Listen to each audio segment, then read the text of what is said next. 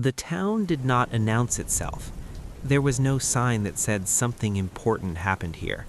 No tall buildings, no loud streets, no reason for strangers to stop and look around. It was just a town. Small, quiet, ordinary. The kind of town people forget as soon as they pass it. A single main road ran through the center, stretching from one end to the other. On both sides of the road were buildings that looked almost the same. Small grocery stores, a gas station, a diner with faded red seats, and a post office that closed early every evening. At night, the road stayed mostly empty. Street lights stood at equal distances, glowing softly, not too bright, not too dark. Their light touched the pavement gently, as if even the lamps did not want to disturb the silence. People here slept early. They woke up early. They followed routines that never changed. That was the beauty of the town, and also its danger. Because when nothing ever changes, no one is prepared for the moment when something finally does. The morning routine. Every morning began the same way. At 6 a.m., the bakery opened its doors. The smell of fresh bread slowly filled the air, drifting down the quiet street.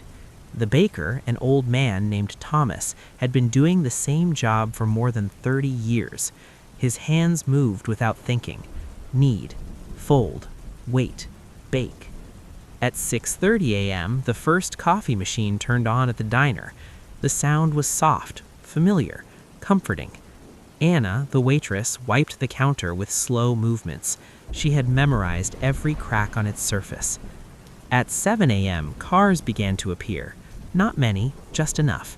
People drove to work, some waved, some nodded. Words were not always necessary here. No one hurried. There was no reason to. Daniel Harper. Daniel Harper lived in a small house near the edge of town. It was not new, it was not old, it was simply there. The house had white walls, a wooden porch, and a single light bulb above the front door that Daniel often forgot to turn off. Inside, everything was neatly arranged, not because Daniel was obsessed with order, but because he disliked chaos. Daniel was 38 years old. He worked as an accountant in a nearby city, driving 40 minutes every morning and 40 minutes back every evening. He liked the drive. It gave him time to think, or sometimes not think at all. Daniel was not married. He did not have children. He did not have many close friends, but he was not lonely. At least, that is what people assumed. He smiled when spoken to. He paid his bills on time. He never caused trouble. In this town, that was enough. An ordinary day. The day everything began looked exactly like every other day. Daniel woke up at 6:15 a.m. He showered, he shaved, he put on a clean shirt. He made coffee, drank it slowly, and checked the time twice even though he knew he was not late. At 7:10 a.m., he locked the front door and walked to his car. A neighbor saw him leave. Nothing unusual. Daniel drove to work. He sat at his desk. He reviewed numbers, corrected small mistakes, and answered emails that didn't matter much. He ate lunch alone at his desk, scrolling through his phone without interest. At 5:30 p.m., he left the office. He started the drive back home. The road was quiet. The sky was clear. The radio played softly. Nothing suggested that this day would be remembered. Evening in the town. By the time Daniel returned to town, the sun was already low. Golden light touched the houses. Shadows stretched across the road. The diner was busier than usual, but still calm. A few people sat inside, talking slowly, laughing quietly. Daniel stopped at the grocery store. The clerk nodded at him. Daniel nodded back. He bought bread, milk, and something small for dinner. The receipt printed. The bag crinkled. Everything followed its usual pattern. Outside, the streetlights began to turn on, one by one, softly. Daniel walked to his car. That was the last confirmed moment anyone saw him. Night falls. Night arrived without drama. The town did not change much when darkness came. The same streets, the same buildings, just fewer people. Lights turned off in houses, curtains were pulled, doors were locked, not because people were afraid, but because that was what they did. At Daniel's house, the porch light remained on. No one noticed. At 9 p.m., a neighbor walked past the house. The light was still on. That was not unusual. Daniel sometimes forgot. At 10:30 p.m., the town became almost completely silent. No cars, no voices, only the occasional sound of wind moving through trees. At midnight, the porch light was still on. No one questioned it. The first absence. The next morning, Daniel did not show up for work. At first, no one worried. Daniel was rarely late, but it could happen. Traffic, an alarm not ringing, a sick day. By noon, his manager tried calling him. No answer. By 3 p.m., another call. Still no answer. That was unusual. By evening, concern began to form, not loudly, but quietly, the kind of concern that sits in the back of the mind and waits. At the diner, someone mentioned Daniel had not come in for coffee that morning. At the grocery store, the clerk remembered selling him bread the night before. Small details, normal details, but when put together, they created a shape that didn't feel right. The empty house. A neighbor decided to check on him. The porch light was still on. The front door was locked. Inside, everything looked normal. Too normal. Daniel's jacket was hanging where he always kept it. His shoes were neatly placed near the door. His phone charger was plugged in. Empty. The bed had not been slept in. The house felt paused, as if someone had pressed a button and stopped time. The neighbor called the police. There were no sirens, no flashing lights, just a single patrol car pulling up quietly in front of the house. Officer Michael Reed stepped out. He was calm. He always was. Michael had worked in this town for over 10 years. He knew most people by name. He knew which kids skipped school, which neighbors argued quietly, and which houses stayed dark for weeks because their owners traveled often. He walked into Daniel's house slowly. He looked around. Nothing broken, nothing missing, no signs of a struggle. Michael wrote notes. He asked questions. He listened. And when he left the house, he felt something he had not felt in a long time. Uncertainty. A town that waits. News traveled slowly here, but it traveled. By the next day, most people knew Daniel Harper was missing. They spoke about it in low voices, at the diner, at the gas station, on the sidewalk. No one panicked. They waited, because in this town, things always returned to normal. Until the town they did not react the way cities do. There were no news vans, no reporters, no urgent phone alerts.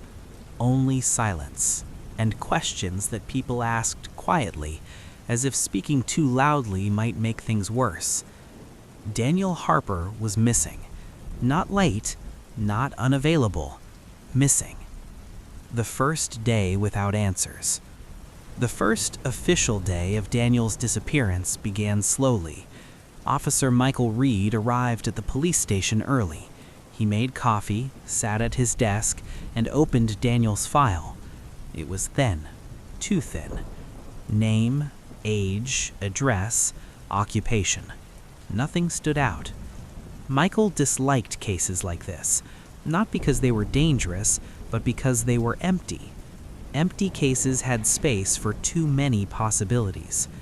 He called Daniel's workplace again. No one had heard from him. He called Daniel's phone, straight to voicemail. No missed calls, no messages, just silence. Routine investigation. Michael followed procedure. He spoke to neighbors again, this time more carefully. Did you notice anything unusual? Anyone unfamiliar? Any sounds at night? Most answers were the same. No, nothing. I don't think so. One neighbor mentioned a car passing late at night, but cars passed all the time on the main road. Another remembered a light in Daniel's house staying on longer than usual. Small things, the kind of things people only remember after something goes wrong. Inside Daniel's life. Michael requested access to Daniel's digital records. Emails, bank activity, phone usage. Everything looked normal. Bills paid on time, no sudden withdrawals, no threatening messages. Daniel did not argue with anyone online. He did not complain. He did not ask for help. It was as if Daniel existed quietly and then stopped. The diner conversations. At the diner, people talked. They always did. But now their voices were softer. Anna poured coffee and listened. She seemed normal, someone said. He always was, another replied. You think he left? A third asked. Anna didn't say much. She remembered Daniel clearly. He used to sit by the window sometimes, staring outside without really looking at anything. She remembered how he paused before leaving, just for a second. At the time, it meant nothing. Now it felt heavier. Officer Reed's doubt. Michael sat in his patrol car near Daniel's house that evening. The porch light was off now. Someone had turned it off. That detail bothered him more than it should have. Who turned it off? A neighbor, the police, or someone else? He checked his notes. No record of anyone switching it off. Michael made another note. The search began. On the second day, the search expanded. Not dramatically, just enough. Volunteers walked along nearby roads. They checked wooded areas, empty fields, and paths Daniel might have taken if he decided to walk. They found nothing. No wallet, no phone, no sign of struggle. Just dirt, grass, and quiet air. A town watches itself. People began locking their doors at night, not because they were told to, but because fear does not always announce itself. It enters slowly. It settles. Parents watched their children more closely. Neighbors paid attention to unfamiliar cars. Every sound at night felt louder than before. Still, no one said the word crime out loud. Not yet. The grocery store memory.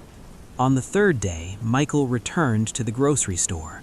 The clerk hesitated before speaking. There was something, he said finally. What kind of something? Michael asked. The night Daniel was here, he wasn't alone. Michael looked up. Explain.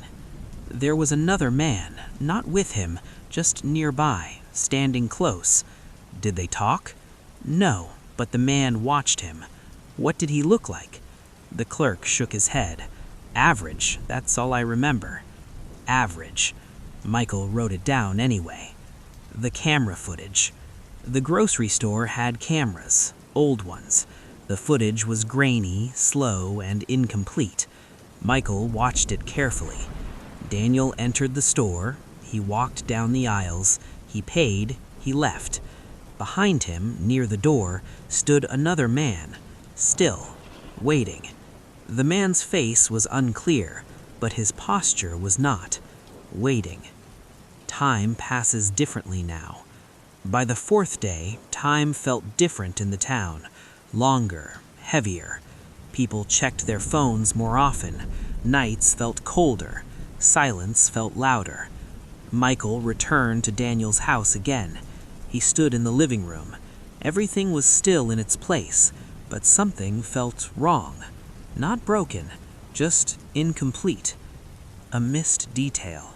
Michael noticed something small. Daniel's keys were not on the table. They were not in his car either, which meant Daniel left his house willingly, or someone took the keys. Neither option felt comforting. The neighbor's shadow. Another neighbor came forward.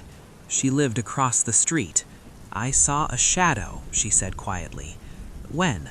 Late, very late. What kind of shadow? A person, near Daniel's porch. Did you see his face? No, just movement. Michael asked why she hadn't mentioned it earlier. She wasn't sure it mattered. It mattered now. The town's first fear. That night, the town did not sleep well. Lights stayed on longer. Dogs barked more. People listened. Nothing happened, but fear does not need action to grow. Officer Reed reflects. Michael sat alone in his office after midnight. He reviewed every detail: Daniel's routine, the grocery store, the unknown man, the shadow. Nothing connected cleanly, but absence itself became evidence. People do not simply disappear, not without a reason. The case changes shape. On the 5th day, Michael updated the case status from missing person to suspicious disappearance. The words felt heavy. Once written, they could not be erased. A town holds its breath. The town waited, not loudly, not publicly. They waited in their homes, in their thoughts, in the quiet moments before sleep, because everyone now understood something they had never faced before. This town was not invisible, and silence did not mean safety. The investigation did not move forward. It slowed. Not because there was no effort, but because there was too much silence. Silence does not point in any direction. It does not accuse. It does not confess. It simply exists. And the town was full of it. A different kind of pressure. Officer Michael Reed felt pressure for the first time in years, not from his superiors, not from the public, but from time itself. Every day that passed without answers made the case heavier. Missing people could still return, but the longer they stayed missing, the more fragile hope became. Michael understood this. That is why he stopped rushing. Rushing leads to mistakes. Mistakes destroy quiet cases. This case demanded patience. Re-interviewing familiar faces. Michael began again, not with new people, with the same ones. He visited the neighbors once more, this time not asking questions directly. Instead, he listened. People speak differently when they believe the conversation is over. A woman mentioned Daniel rarely invited anyone over. A man recalled Daniel arguing on the phone weeks ago, but could not remember with whom. Someone else remembered seeing Daniel park his car slightly crooked one evening. Small fragments, not evidence, but patterns begin as fragments. Daniel's workplace revisited. Michael drove to the city. Daniel's office was modern, clean, and efficient. Too efficient to hide secrets easily. He spoke with coworkers. Daniel was quiet, reliable, unremarkable. He kept to himself, one colleague said. He was good with numbers, another added. No enemies, a third shrugged. Michael asked about stress, deadlines, conflicts, money problems. Nothing serious emerged. Daniel had savings, no debts, no sudden expenses. He was not running. That much was clear. The long drive home. Michael drove back to town slowly. The same road Daniel had driven every day. He paid attention to things he had ignored before. The curve near the forest, the narrow shoulder, the absence of streetlights. If something happened here, no one would have seen it. Michael pulled over. He stepped out of his car. The air was still. This place felt untouched. That bothered him. A pause in progress. Days passed. No calls, no discoveries, no mistakes made by a criminal. The case stalled. But stalled does not mean dead. It means waiting. But Kath works backwards from Daniel. The abandoned house reconsidered. Michael returned to the abandoned house at the edge of town. It had already been checked, but not carefully enough. He walked through each room again. Dust, broken furniture, silence. Nothing suggested recent activity until he noticed footprints. Old, but not too old. Someone had been here, not recently, but not long ago either. Michael marked the location. He did not jump to conclusions, but he did not forget it. The town adjusts. Life continued because it had to. Children went to school. Shops opened. Bills were paid. But people changed. They watched each other, not suspiciously, carefully. Trust had not disappeared. It had thinned. Anna's memory returns. At the diner, Anna stood behind the counter late one evening. The place was almost empty. She wiped the same spot twice. A memory returned without warning. Daniel had been there a week before he disappeared. He was not eating. He was waiting. She remembered that now. Waiting for what? Or whom? She hadn't asked. She wished she had.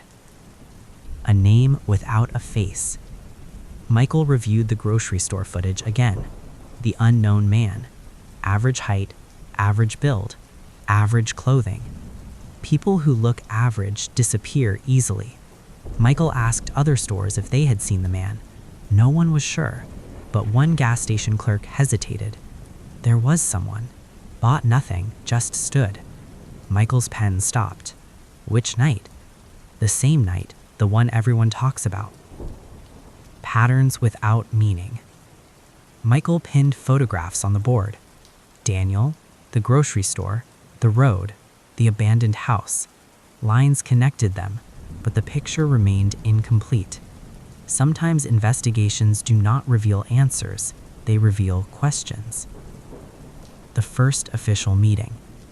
The town council called a meeting, not to panic, to reassure. They spoke about safety, about cooperation, about patience. Michael stood at the back of the room. He watched faces. Some were afraid, some were angry, some were pretending not to care. Pretending takes effort. Michael's private thought. Late that night, Michael sat alone again. He thought about Daniel, not as a case, as a person. A man who followed routines, who did not take risks, who did not disappear by choice. Someone else had interrupted his routine, someone who knew the town's silence well enough to use it. The weight of waiting. Waiting became the investigation. Every phone call mattered.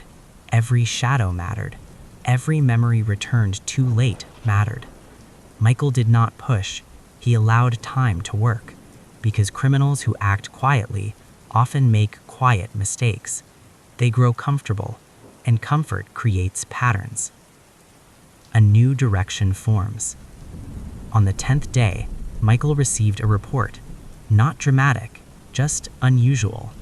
A car had been seen near the abandoned house again, late at night, lights off, engine running. The same place, the same silence. Michael closed the file slowly. The investigation was not moving fast, but it was moving, and sometimes slow movement is harder to escape than speed. The town holds its breath again. The town felt it. No one said anything, but something was shifting. The silence was no longer empty. It was waiting. Suspicion does not arrive loudly. It does not knock on the door. It does not announce itself. It slips in quietly, like a shadow stretching longer at the end of the day. And in the town, shadows were everywhere now. A change in the air. The town still looked the same. The same road, the same buildings, the same faces. But something underneath had shifted. People paused before speaking. They listened more than they talked. They noticed who walked alone and who did not. Nothing was said openly, but everyone was thinking the same thing. Someone here knows something. Officer Reed watches differently. Michael changed the way he worked. He stopped asking direct questions. Instead, he watched. He sat in his patrol car near the diner for hours. He parked across the grocery store. He drove slowly through streets he knew too well. Familiar places hide secrets better than unfamiliar ones. Michael understood that now. The man at the gas station. Late one evening, Michael visited the gas station again. The clerk recognized him. "You came before," the clerk said. "Yes," Michael replied. "I need you to remember." The clerk looked uncomfortable. "There was a man," he said slowly. "He didn't buy anything, just stood near the pumps." "What time?" Michael asked. "Late, after 10. Did you see his car?" The clerk nodded. "Dark, sedan, old." Michael wrote it down. Old cars do not attract attention. That is why people use them. Familiar faces feel strange. Michael reviewed names, neighbors, shop owners, regular customers. He knew them all. That made this harder. Suspicion feels different when it points toward people you trust. The mechanic at the edge of town. There was a mechanic on the edge of town, quiet, efficient, private. His name was Robert Lane. Michael remembered him because Daniel used to service his car there. Michael visited the shop. Robert was working alone. The sound of metal echoed softly. "Evening," Michael said. Robert looked up calmly. "Officer." Michael asked routine questions. "How's business? Anything unusual lately?" Robert answered politely, too politely. Michael noticed something else. An old sedan parked behind the shop. Dark-colored, dusty. Michael made a mental note.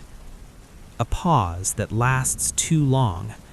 When Michael asked about Daniel, Robert paused, just a second too long. "I serviced his car a few weeks ago," Robert said. "Nothing wrong with it." Michael nodded. He did not accuse. Accusations scare truth away. The diner after closing. That same night, Michael stopped by the diner after closing. Anna was cleaning. The chairs were upside down. The lights were dim. Michael sat quietly. "Daniel came here often," he said. Anna nodded.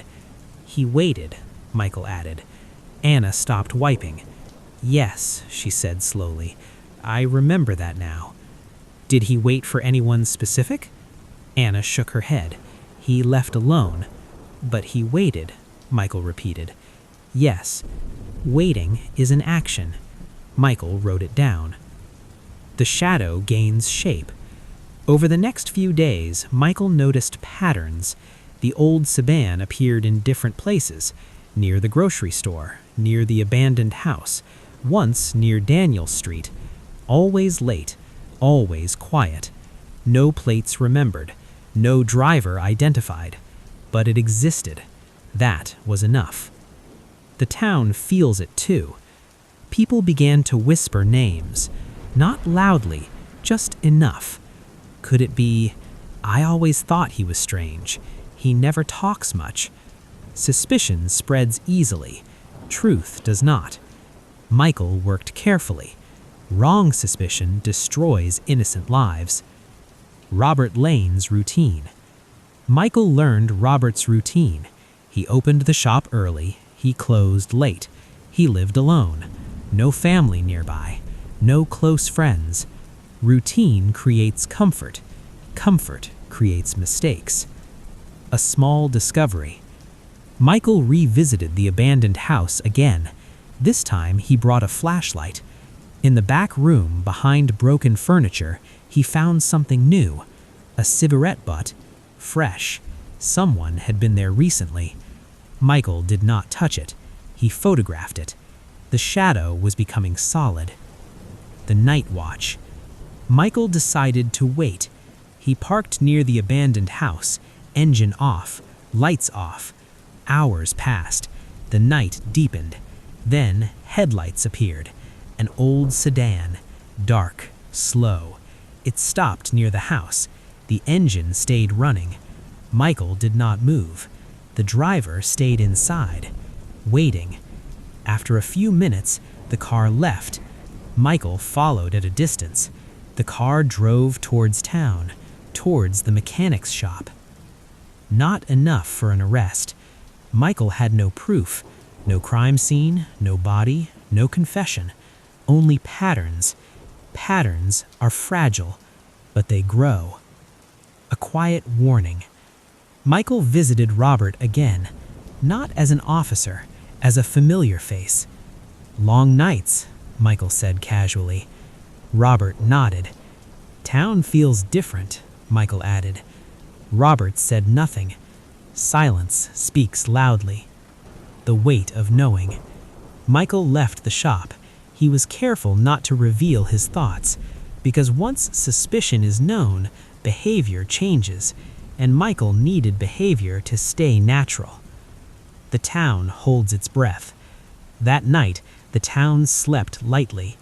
Dogs barked once. A door closed softly. A car passed slowly. Nothing happened, but something was very close. A line is crossed. The investigation had crossed a line, from absence to suspicion, from silence to shadows. Michael knew the next step would change everything. Once taken, there would be no turning back. End of waiting. Michael returned home near dawn. He did not sleep. He reviewed everything again. Daniel's routines, the waiting, the car, the mechanic. The picture was not complete, but it was forming, and soon the town's silence would break, not loudly, The but abandoned permanently. house did not look important. It never had. That was the reason it worked so well. It stood at the edge of town where the road narrowed and trees leaned closer, as if trying to hide it. The paint on the walls had faded into a color that could no longer be named. The windows were broken, but not completely, just enough to let air in, just enough to let sound out. No one lived there. Everyone knew that. And because everyone knew it, no one paid attention. Returning to the place everyone ignored. Officer Michael Reed returned to the house just before sunset. He parked far enough away that his car could not be seen from the road. He walked the rest of the distance slowly, listening to the ground beneath his boots. Gravel, dry leaves, silence. The house did not react to his presence. It never did. Michael circled the building first, the way he always did now. He checked the windows, the back door, the space behind the trees. Everything looked the same as before, except it didn't feel the same. Something about the air was different. He paused, then stepped inside. Inside the silence. The smell hit him first. Old wood, dust, something faint underneath. Not strong enough to identify, just present. The floor creaked under his weight. Michael moved carefully, placing his feet where others had stepped before. He followed the old footprints he had marked days ago. They led toward the back rooms. Rooms people forgot existed. Michael stopped. He listened. Nothing. Then he continued. The back room was small. No windows. Only one door. The walls were stained. The floor was uneven. Someone had dragged furniture here once, long ago, then left it to rot.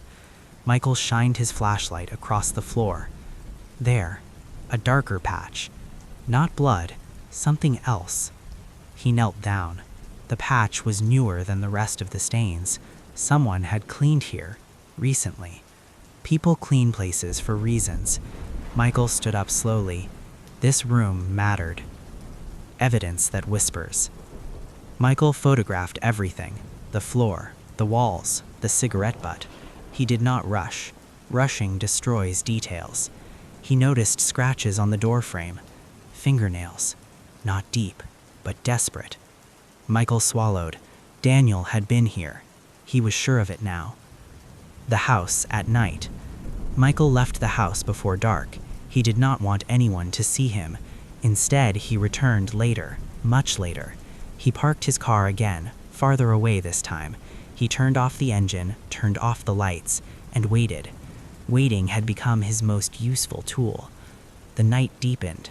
Crickets filled the air. Time slowed. Then, headlights. The same old sedan.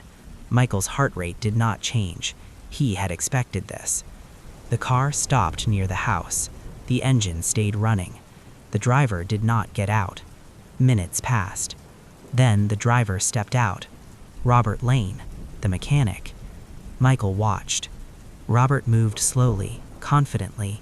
He unlocked the back door of the house. Unlocked. Michael closed his eyes for a second, then opened them again. This was no longer suspicion. The locked door. Michael did not move, not yet. Robert entered the house. The door closed. The engine of the sedan kept running. Michael counted seconds. 30. 60, 90. He did not follow, not alone. Instead, he quietly called for backup. He whispered, "This is Officer Reed. I need assistance at the abandoned house, now." He ended the call and waited. What silence hides? Inside the house, a light turned on briefly, then off. Michael watched the windows. Nothing. Silence again. This kind of silence was heavy. It pressed down. Michael remembered Daniel's empty bed, the unanswered phone. This was where the routine ended. Backup arrives. 2 patrol cars arrived quietly. No sirens, no lights. Officers stepped out carefully. Michael briefed them quickly. They surrounded the house. Robert had not come out yet. Michael nodded. They moved, entering the truth. The door opened with a soft sound. Michael entered first. The smell was stronger now, not unpleasant, just final. They moved through the room slowly. Back room. The door was closed. Michael pushed it open. Robert stood inside. He did not turn around. On the floor, a tarp. Under it, a shape. Human. Robert sighed. Not loudly, just enough to hear. He knew this would happen, he said. Michael did not respond.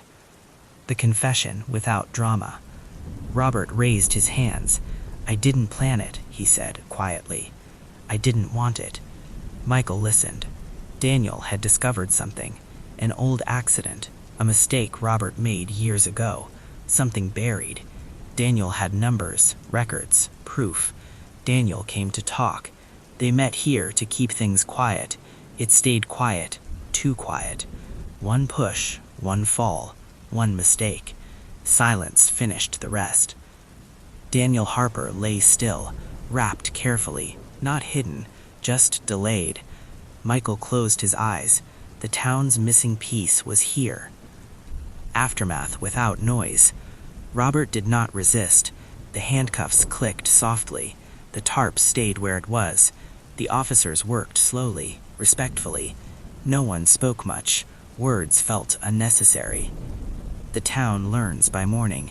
Not dramatically, just enough. People felt relief, and something else. Guilt, because the answer was close the whole time. The abandoned house loses its power.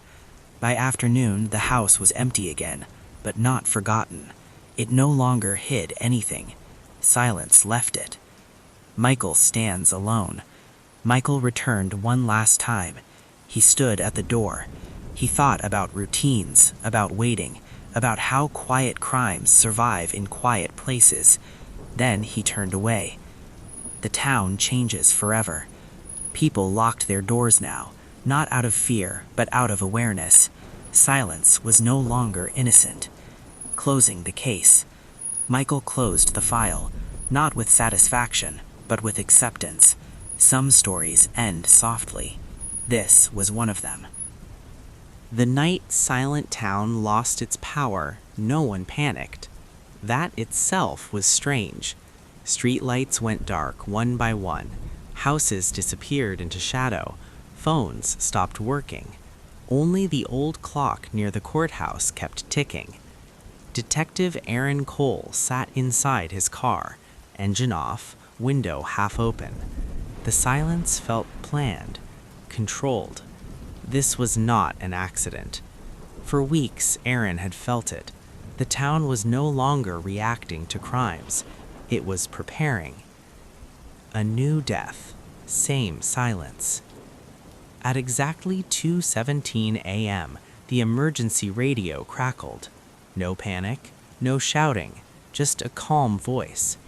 "There's a body near Miller's storage yard." That was all. When Aaron arrived, there were already officers there. Too many, too early. The body lay beside a locked warehouse. No blood, no struggle. Just a man in his late 50s, eyes open, expression calm, as if he had accepted it. Aaron checked the ID. Thomas Reed, former city planning officer, retired 15 years ago. One of the men who approved the factory expansion 2 months before the fire. Something was missing. Aaron searched the area carefully. No weapon, no footprints, but something was missing. No police tape. That was protocol, always, yet someone had skipped it. Who secured the perimeter? Aaron asked. No one answered. They avoided his eyes. Back at the station, Aaron opened an old archive cabinet, the kind no one touched anymore. Inside was a thin folder. No official stamp, no digital record, just a handwritten label, Gray/Associates. His breath slowed. This wasn't just about Elliot Gray. It never was. The second name. The folder listed 6 names. Only one was crossed out, Elliot Gray. The others were unfamiliar, people who never appeared in news, never charged, never questioned. They were shadows. One name stood out, Daniel Morse, still alive, living 2 towns away. The warning call. As Aaron was leaving the station, his phone buzzed. Private number. A distorted voice spoke. You're not supposed to read that file. Click. The call ended. Aaron didn't feel fear. He felt confirmation. The town next door. Daniel Morse lived in a place almost identical to Silent Town. Same road layout, same aging buildings, same quiet. Aaron parked a block away and walked. The house lights were on. Someone was inside. Before he could knock, the door opened. Daniel Morse was older than expected, thin, hands shaking. You came too late, he said softly. Inside the house, walls were covered with maps, lines drawn between towns, dates circled. Daniel spoke slowly.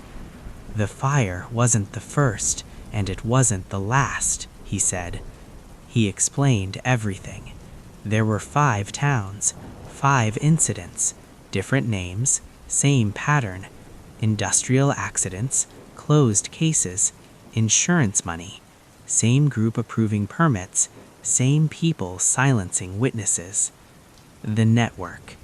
They called themselves nothing. That was the point. They were city officials, inspectors, developers, not criminals, respectable people. Elliot Gray was only one worker who survived. Daniel was another. But unlike Elliot, Daniel talked too much. That's when the threats began. The hidden rule. Daniel leaned forward. They don't kill directly, he whispered. They apply pressure. Jobs lost, families targeted, medical records exposed, until people break or disappear. The sound outside. A car door slammed outside. Daniel froze. They found me, he said. Aaron moved to the window. 2 cars, no plates. Men standing calmly, not rushing, not hiding. Professionals. Escape was never planned. Daniel handed Aaron a USB drive. Everything is there, he said. Names, payments, dates. Before Aaron could respond, Daniel walked toward the door. You still have a choice, he said, without turning back. The door opened. A single sound echoed. Then silence. Aftermath. The men were gone when Aaron stepped outside. Daniel lay on the floor. No visible wound. Heart failure. Official cause would say natural. Aaron knew better. The station betrayal. When Aaron returned to Silent Town, his desk was empty. Badge gone. Computer wiped. A suspension notice waited. No signature. No explanation. Only one sentence. You're digging where you don't belong. That night, Aaron found a note on his windshield. Burnt edges. No fingerprints. Just 5 words. You finally see it now. Aaron didn't smile, because he understood something terrifying. Elliot Gray wasn't hunting the town. He was forcing it to collapse. Aaron Cole left Silent Town before sunrise, not because he wanted to run, but because staying meant disappearing. The suspension notice on his desk was clear enough. Someone inside the system had turned against him, and whoever they were, they moved faster than he expected. As his car crossed the town limit, Aaron looked at the rearview mirror. Silent Town still looked calm, peaceful. That was the most dangerous part. The USB that changed everything. The USB drive Daniel Morse had given him felt heavier than it should, not because of its size, but because of what it carried. Names, transactions, dates, and something else. A pattern that didn't belong to one town. Aaron stopped at an empty roadside diner, the kind that never closed, yet never felt alive. He plugged the USB into his laptop. The first file opened automatically. A video.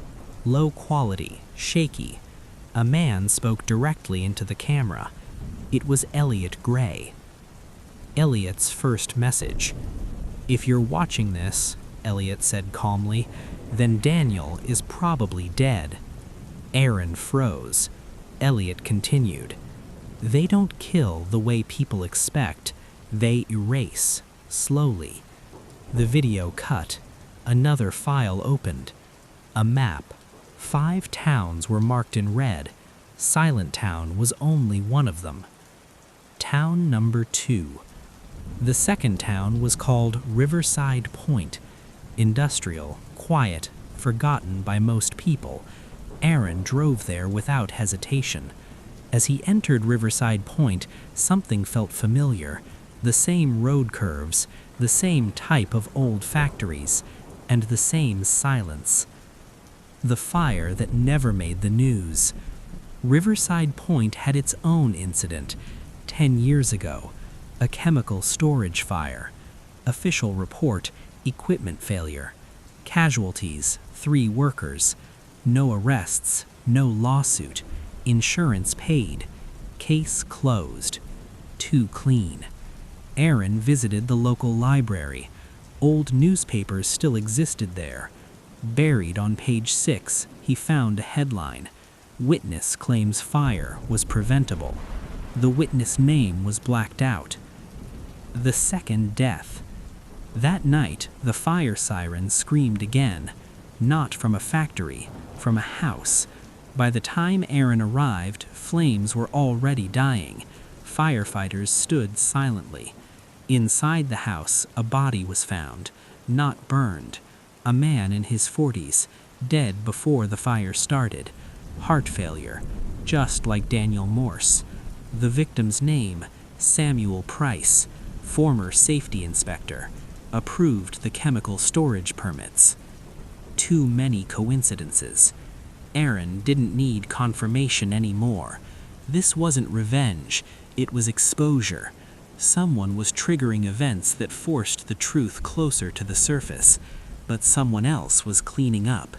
Fast, efficient, invisible. The call from the past. At 3:12 a.m., Aaron's phone rang. This time, the number was visible. Federal code. He hesitated, then answered. "Detective Cole, my name is Agent Laura Finch. We need to talk." The federal interest. They met in an empty parking structure. Agent Finch was calm, sharp eyes, no wasted words. "We've been tracking financial anomalies across multiple states, shell companies, insurance fraud, permit approvals." She paused. "Your towns keep appearing." Aaron handed her the USB. She didn't look surprised. "We know about Elliot Gray, but he's not our primary concern." Aaron frowned. "Then who is?" She replied without hesitation. "The people protecting him." The organization without a name. Agent Finch explained what the federal system had seen. a network of officials, not criminals by definition, but manipulators. They didn't order murders, they engineered silence. If someone talked, their life collapsed. If someone pushed harder, they disappeared. Not violently, legally. Elliot's role. Elliot Gray is a catalyst, Finch said. He creates pressure. They respond. And people die, Aaron said.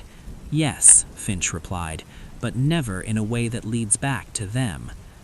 Another message. That same night, Aaron received another message, not a call, a voice note. Elliot's voice again. They're closer than you think, and farther than you fear. A pause. You trust the wrong badge. Betrayal confirmed. The next morning, Aaron's photo appeared on local news. Headline: Suspended detective linked to ongoing investigations. They were setting him up, publicly, slowly. Agent Finch noticed it too. They're pushing you into the open, she said. They want you isolated. Running while watching. Aaron moved constantly. Motels, back roads. Each town he passed felt the same. Too quiet, too prepared, like they were all following the same script. The burned warehouse. On the edge of Riverside Point stood an old warehouse, abandoned, boarded up. It matched one of the map markings from the USB. Inside, Aaron found something unexpected. Audio tapes. Dozens of them, labeled by year. Each tape contained recordings, meetings, voices, town officials discussing permits, discussing risks, discussing how to handle workers. The second burn. As Aaron stepped outside, smoke filled the air. The warehouse was on fire. Again.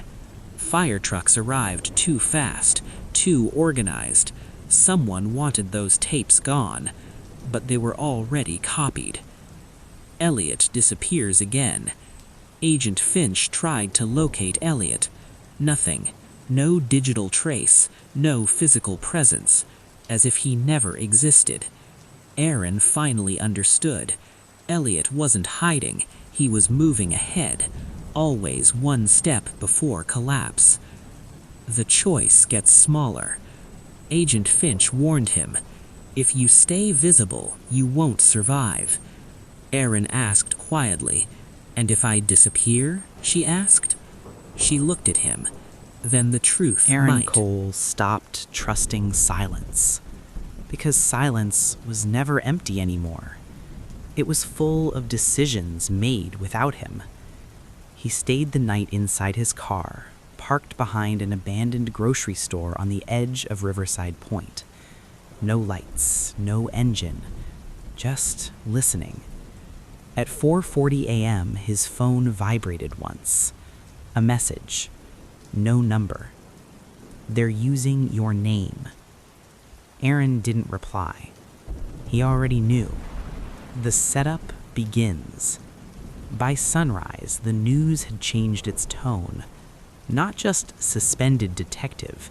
Now it was former officer of interest. No charges, no details, just implication. Aaron watched the clip from his phone. A familiar face stood behind the reporter. Captain Robert Hale, his former supervisor. The man who taught him how to write reports, how to keep calm at crime scenes, how to trust the system. Hale looked serious, concerned, and completely prepared. Agent Finch's warning. Agent Finch met Aaron inside an underground parking lot, 2 levels below the street. This is escalating. They're not hiding anymore. Aaron showed her the broadcast. She exhaled slowly.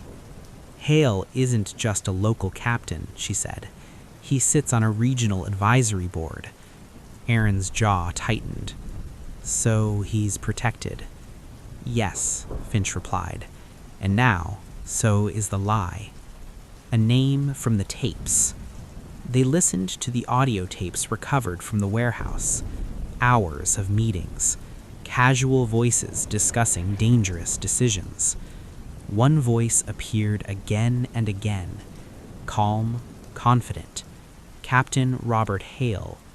He never ordered harm, he only suggested outcomes. "If we delay inspection, the risk lowers," Hale said in one recording. "If we redirect attention, the issue resolves itself.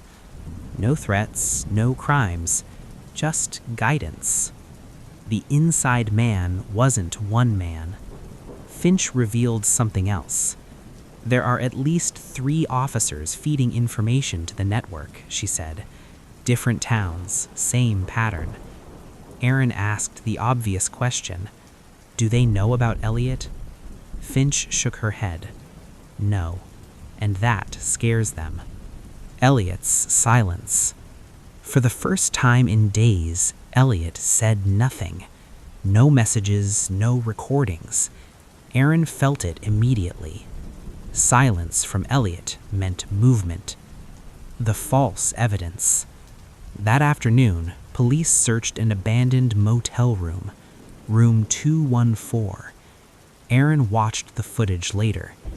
Inside the room, officers discovered burnt documents, a phone with deleted messages, and a badge. His badge. Aaron stared at the screen. He had never been there. Finch paused the video. "They planted it," she said, "but carefully. Not sloppy, not rushed. Designed to look inevitable." Public opinion turns. Social media followed quickly. Old photos of Aaron resurfaced. Out-of-context quotes. Speculation. Not accusations, suggestions. Why was he always first on scene? Why did he leave town? Why is he connected to multiple fires? The network didn't destroy reputations. They guided conclusions. The choice to disappear. Finch was honest. If they issue a warrant, federal protection won't be enough. You'll become a liability. Aaron nodded. "I already am." She handed him a burner phone. "No calls unless necessary," she said. "No digital trail." Aaron asked quietly, "And the truth?" Finch met his eyes. "That depends on how long you stay free." A familiar place. Aaron drove back toward Silent Town.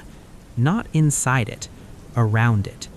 There was a place no one monitored anymore. The old water treatment facility. Closed years ago after budget cuts. He had trained there once. No cameras, no patrols. Perfect. Elliot's return. At 11:11 p.m., the burner phone buzzed. A message. Voice message. "Elliot." "You're playing defense now," Elliot said calmly. "That means they've shown their hand." A pause. "You're not the target," Elliot continued. "You're the distraction." Aaron listened again. Distraction from what? The real move. Finch called minutes later. 2 towns, same night, she said. Sudden resignations. Files destroyed. The network was shrinking its surface, preparing to vanish. Understanding the game. Aaron finally understood. Elliot wasn't exposing them one by one. He was forcing them to react. Every reaction left a mark. Every cover-up created evidence. But only if someone was watching. Aaron wasn't the hero. He was the witness. The quiet decision. Inside the dark facility, Aaron set up his laptop. Copied files. Backups. Offline drives. He recorded a single message. Not to the public. Not to the police. To time. "If this reaches anyone," he said, "then the system failed before the truth did." The arrest happened at noon. Not at night, not in silence. In front of cameras. That was deliberate. Aaron Cole watched the live broadcast from the dark corner of the old water treatment facility. Rain tapped softly against broken glass. The reporter's voice was confident. "Authorities have taken a major step forward," she said. "A suspect connected to multiple incidents across Silent Town and Riverside Point has been taken into custody." The camera turned. Aaron's breath slowed. The man in handcuffs was not Elliot Gray. It was Daniel Cross. The wrong man. Daniel Cross was a name buried deep in the USB files. A junior permit clerk, low level, replaceable. Someone who signed papers but never decided outcomes. A scapegoat. Aaron knew it immediately. Agent Finch called seconds later. "They needed an ending," she said. Public pressure was rising. Aaron replied calmly, "But this ends nothing." "No," Finch agreed. "It resets the narrative." The confession that was too clean. Within hours, Daniel Cross confessed. No lawyer, no hesitation. He admitted to falsifying permits, to hiding safety reports, to accepting bribes. But there was something missing. No mention of pressure, no mention of higher authority. He claimed he acted alone. Aaron listened to the recording twice. Daniel's voice was flat, not scared, not emotional, resigned. Captain Hale's performance. That evening, Captain Robert Hale stood before the press. "The system works," he said. "We found the rot and removed it." Applause followed. Aaron felt something cold settle inside him. Hale wasn't relieved. He was satisfied. Elliot's third message. At 2:17 a.m., Aaron's burner phone vibrated. A familiar voice returned. "They always sacrifice the smallest piece. Daniel Cross was never meant to survive the story." Aaron asked quietly, "Then why him?" Elliot paused. "Because he knows how to disappear." The vanishing prisoner. 2 days later, Daniel Cross was transferred. Official reason, facility overload. Transport route, confidential. The prison van never arrived. No crash, no witnesses. Just an empty stretch of road and a missing man. Authorities labeled it an escape. Aaron labeled it something else. Extraction. The federal wall. Agent Finch tried to escalate. Her superiors denied additional resources, denied warrants, denied jurisdiction. Too many signatures required, too many familiar names. Finch said quietly, "They're closing ranks." The files that survived. Aaron reviewed the backups again. One detail kept repeating. Financial approvals from a single consulting group. Not government, private. They operated quietly. Across states. Across decades. Name, Northwell Advisory. On paper, they provided risk assessment. In reality, they shaped decisions. Factories, chemical plants, housing projects. And when something went wrong, they vanished. Elliot was never alone. Aaron finally understood Elliot's role. He wasn't the architect. He was a trigger. Someone who survived. Someone who remembered. Northwell Advisory didn't fear Elliot. They feared memory. A death without fire.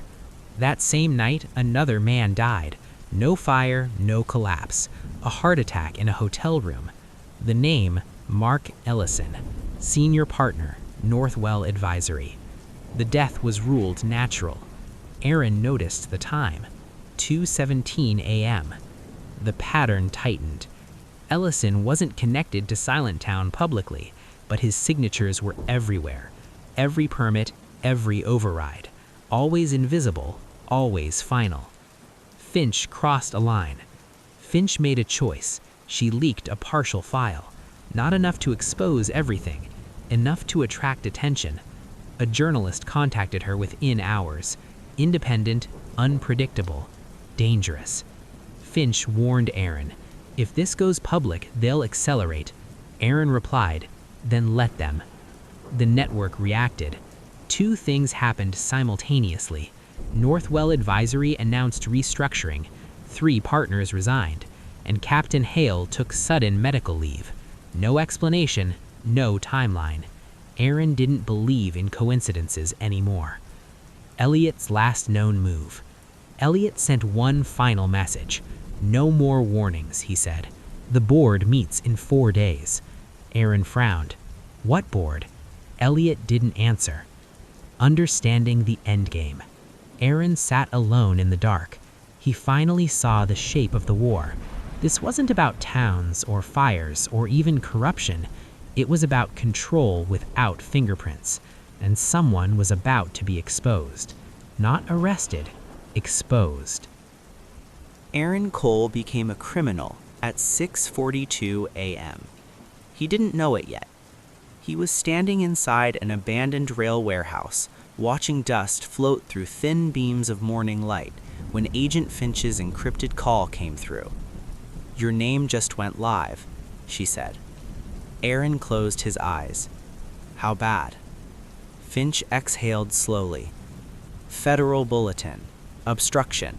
Theft of classified material. Suspected involvement in multiple deaths." Aaron smiled without humor. "They built a monster." "They needed one," Finch replied. "Someone to blame before the board meets." Within minutes, Aaron's face appeared everywhere. Screens, phones, news tickers. The headline was clean. "Former investigator turns rogue." No mention of why. No mention of Silent Town. Just danger. Just fear. Aaron destroyed his burner phone and swapped clothes. Old habits from a life he thought he had left behind. Aaron Finch breaks protocol. Agent Finch was already in trouble. She accessed a sealed server without authorization. Inside, it was a single folder. No department logo, no classification stamp, just a word. The board. Inside were 7 names. No titles, no addresses, only patterns. Every major industrial disaster, every suppressed investigation, at least one name appeared. Always. The board was not a myth. Aaron met Finch in an underground parking structure. No cameras, no signals. She slid a tablet across the hood of an old car. "They're not a company," she said. "They're a voting body." Aaron scrolled. "They don't give orders," he realized. "They approve outcomes." Finch nodded. "Disasters, arrests, cover-ups, even deaths." Aaron stopped. One name stood out. Robert Hale. Captain Hale. Not a member, an executor. Hale's real role. Hale never planned anything. He implemented decisions. When the board voted silence, he enforced it. When they voted removal, he arranged it. And now, "They voted you," Finch said quietly. Aaron looked up. "They decided I exist." The journalist made contact. At noon, the journalist Finch had warned about reached out. Name: Maya Rourke. Independent, blacklisted, still alive. Her message was short. "I know about Northwell. I know about the fires. And I know you didn't do this." She included coordinates. Aaron hesitated, then went anyway. Maya's proof. Maya didn't waste time. She showed Aaron raw financial flows, shell companies, consultants, private risk mitigation funds. Every disaster made someone richer. Insurance spikes, land buyouts, reconstruction contracts. "This isn't corruption," she said. "It's investment." Aaron finally understood. Silent Town wasn't a failure. It was profitable. Elliot enters the frame. Maya pulled up an audio file. Distorted, old. Elliot's voice. "He testified once, years ago. Against them," Maya said. Aaron froze. "He disappeared after," she continued. "Declared unstable, unreliable." "But he lived," Aaron whispered. "Yes," Maya said. "And they've been chasing him ever since." The board meeting. The board didn't meet in buildings. They met online, encrypted, distributed. Finch intercepted the time. 4 hours from now. Agenda: final containment. Aaron was the containment. Hale makes his move. Captain Hale wasn't sick. He was active. A task force moved into the warehouse district. Unofficial, unmarked. Orders were simple: bring Aaron in or end it. Elliot's Gambit. At 3:13 p.m., Elliot sent a live stream link. Untraceable. One chance, he said. They vote in 60 minutes. Aaron saw the interface. 7 silhouettes. Voice modulated. The board. Elliot had hacked the room. Not to speak, to broadcast. To everyone, Elliot said. Not just them. Exposure, not arrest. Aaron uploaded everything. Files, permits, deaths, money trails. Maya mirrored it. Finch leaked it internally. For 6 minutes, the board tried to shut it down. They failed. Too many copies, too many witnesses. The board collapsed. The board attempted an emergency shutdown. One member disconnected, then another. Fear replaced control. For the first time, they were visible, and visibility was fatal. Hale's end. Captain Hale arrived too late. By the time he reached the warehouse, the story was global. He looked at Aaron through the windshield. Not angry, empty. He lowered his weapon. It was never personal, Hale said. Aaron replied calmly, it never is. Hale was arrested an hour later, not for Silent Town, for everything else. The aftershock. 3 board members vanished within days. 1 died, 2 resigned publicly. Northwell Advisory collapsed overnight. Assets frozen. Investigations reopened. But Aaron knew better. This wasn't the end. Elliot disappears again. Elliot sent one final message. You broke the silence, he said. That was the point. Where are you going? Aaron asked. Somewhere memory is still dangerous.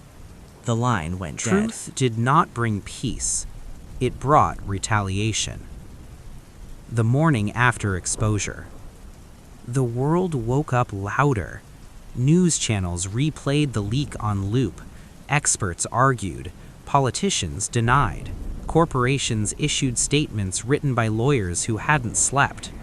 Aaron Cole watched it all from a borrowed apartment with the curtains closed. Every headline said exposed. None said resolved. That worried him. Finch is removed. Agent Finch was escorted out of her building before noon. No handcuffs, no charges, just a quiet revocation of access. Her badge stopped working. Her email vanished. Her career ended in less than 5 minutes. A man she didn't recognize handed her a folder. Inside was a single page. Administrative leave, indefinite. At the bottom, a handwritten note. Stop now. This is mercy. Maya goes dark. Maya Rourke didn't answer her phone. That alone was alarming. She never missed a check-in. Aaron tried her burner. Dead. Her email bounced back. Aaron felt the shift, the moment when exposure turns into cleanup. The first accident. That afternoon, a former Northwell executive died in a car crash. Brake failure. At night, a financial auditor suffered a fatal stroke. Healthy, 46, no warning. By morning, the pattern was obvious. This was not revenge. This was containment. A new name surfaces. Finch met Aaron in a crowded train station. Public spaces were safer now. They're consolidating, she said, cutting loose anyone who could talk. She slid him a folded document.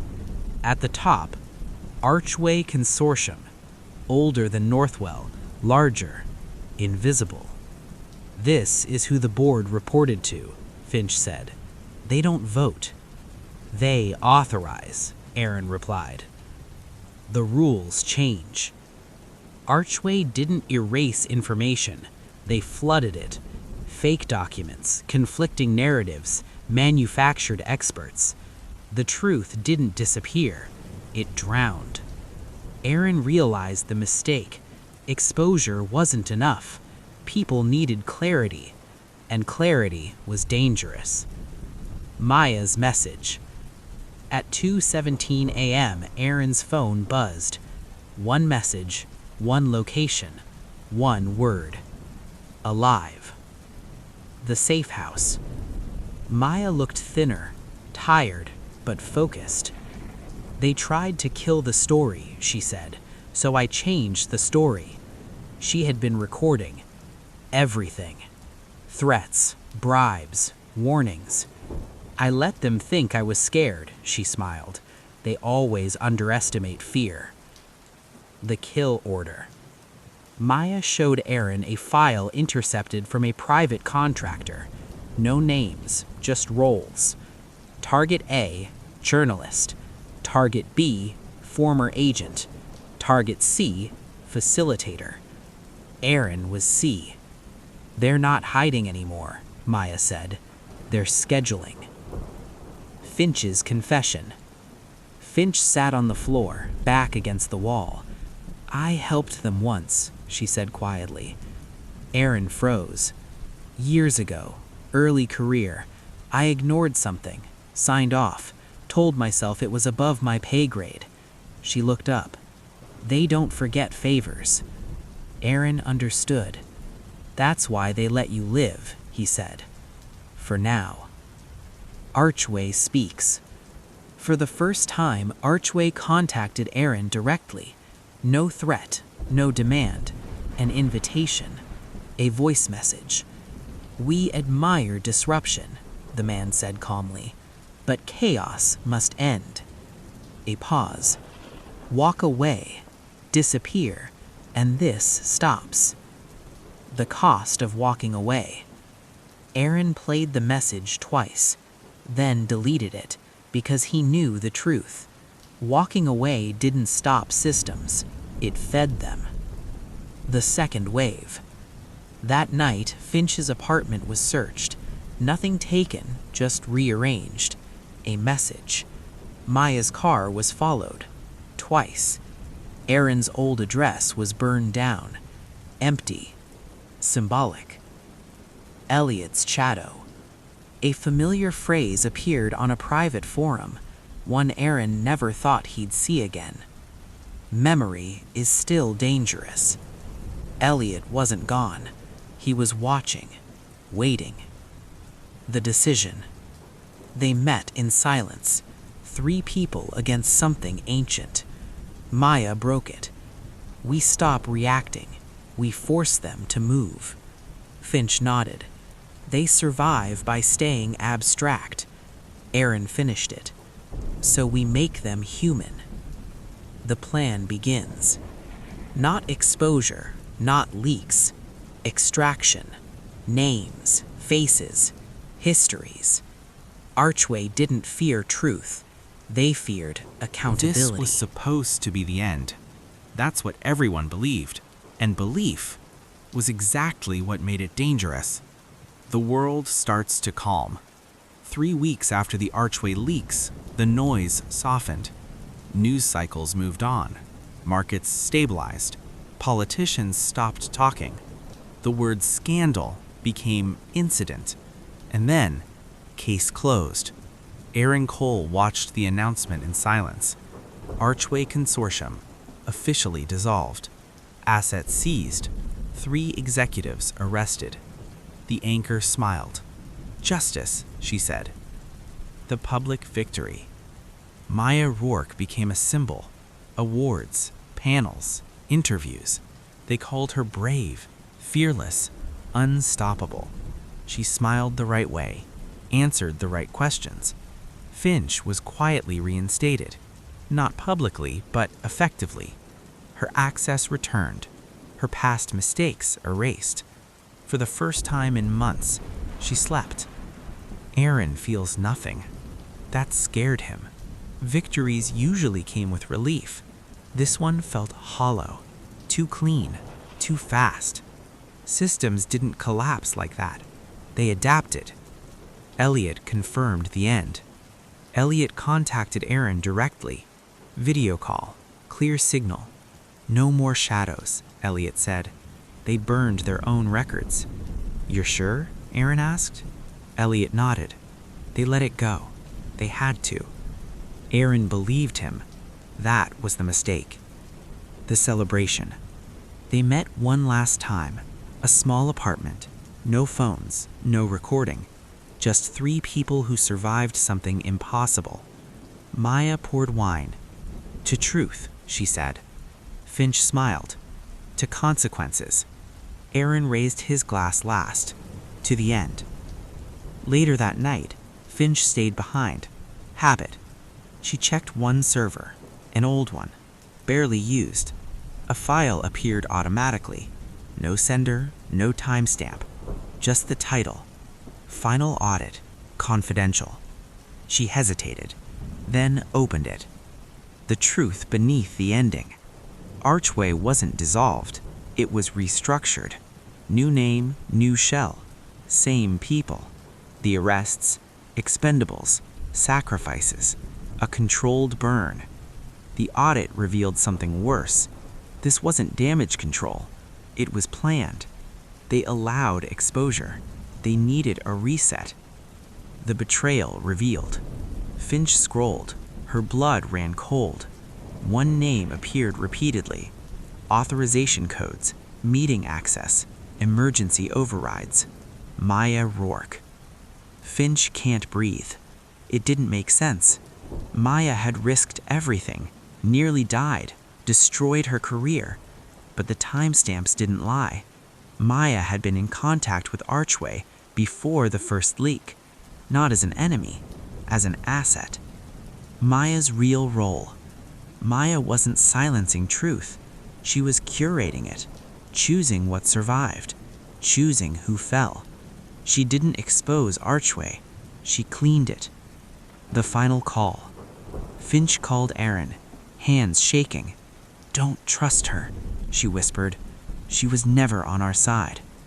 Aaron didn't answer because he was already listening to Maya's voice. Behind him, calm, controlled. "You weren't supposed to see that file," Maya said. The fake ending cracked. Aaron turned slowly. Maya smiled. Not cruel, professional. "You wanted accountability," she said. "I gave it to you." "You sold us," Aaron replied. "No," Maya corrected. "I saved the system." The system always wins. Maya explained it simply. Chaos scared markets. Truth scared governments. But managed truth, that stabilized power. They needed a villain and a hero. She looked at Aaron. "You were neither." Elliot was wrong, or lying. Aaron realized too late. Elliot had disappeared because he had already been neutralized, not killed, converted. Finch's choice. Finch had seconds. She could expose Maya or stop her. She chose wrong. She hesitated, and hesitation is a decision. The shot no one hears. Silenced. Clean. Aaron fell before he felt it.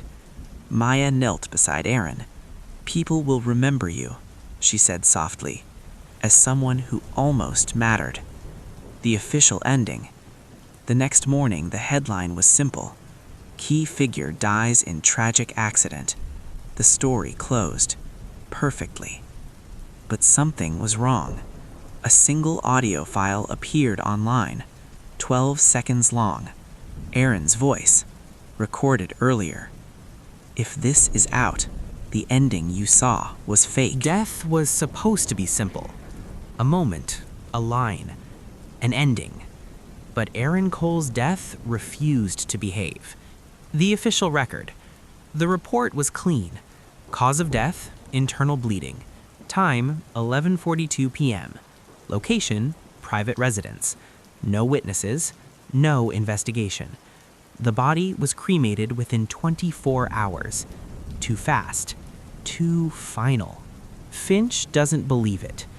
Finch stared at the death certificate until the words lost meaning. She had seen Aaron shot. She had heard the silence afterward.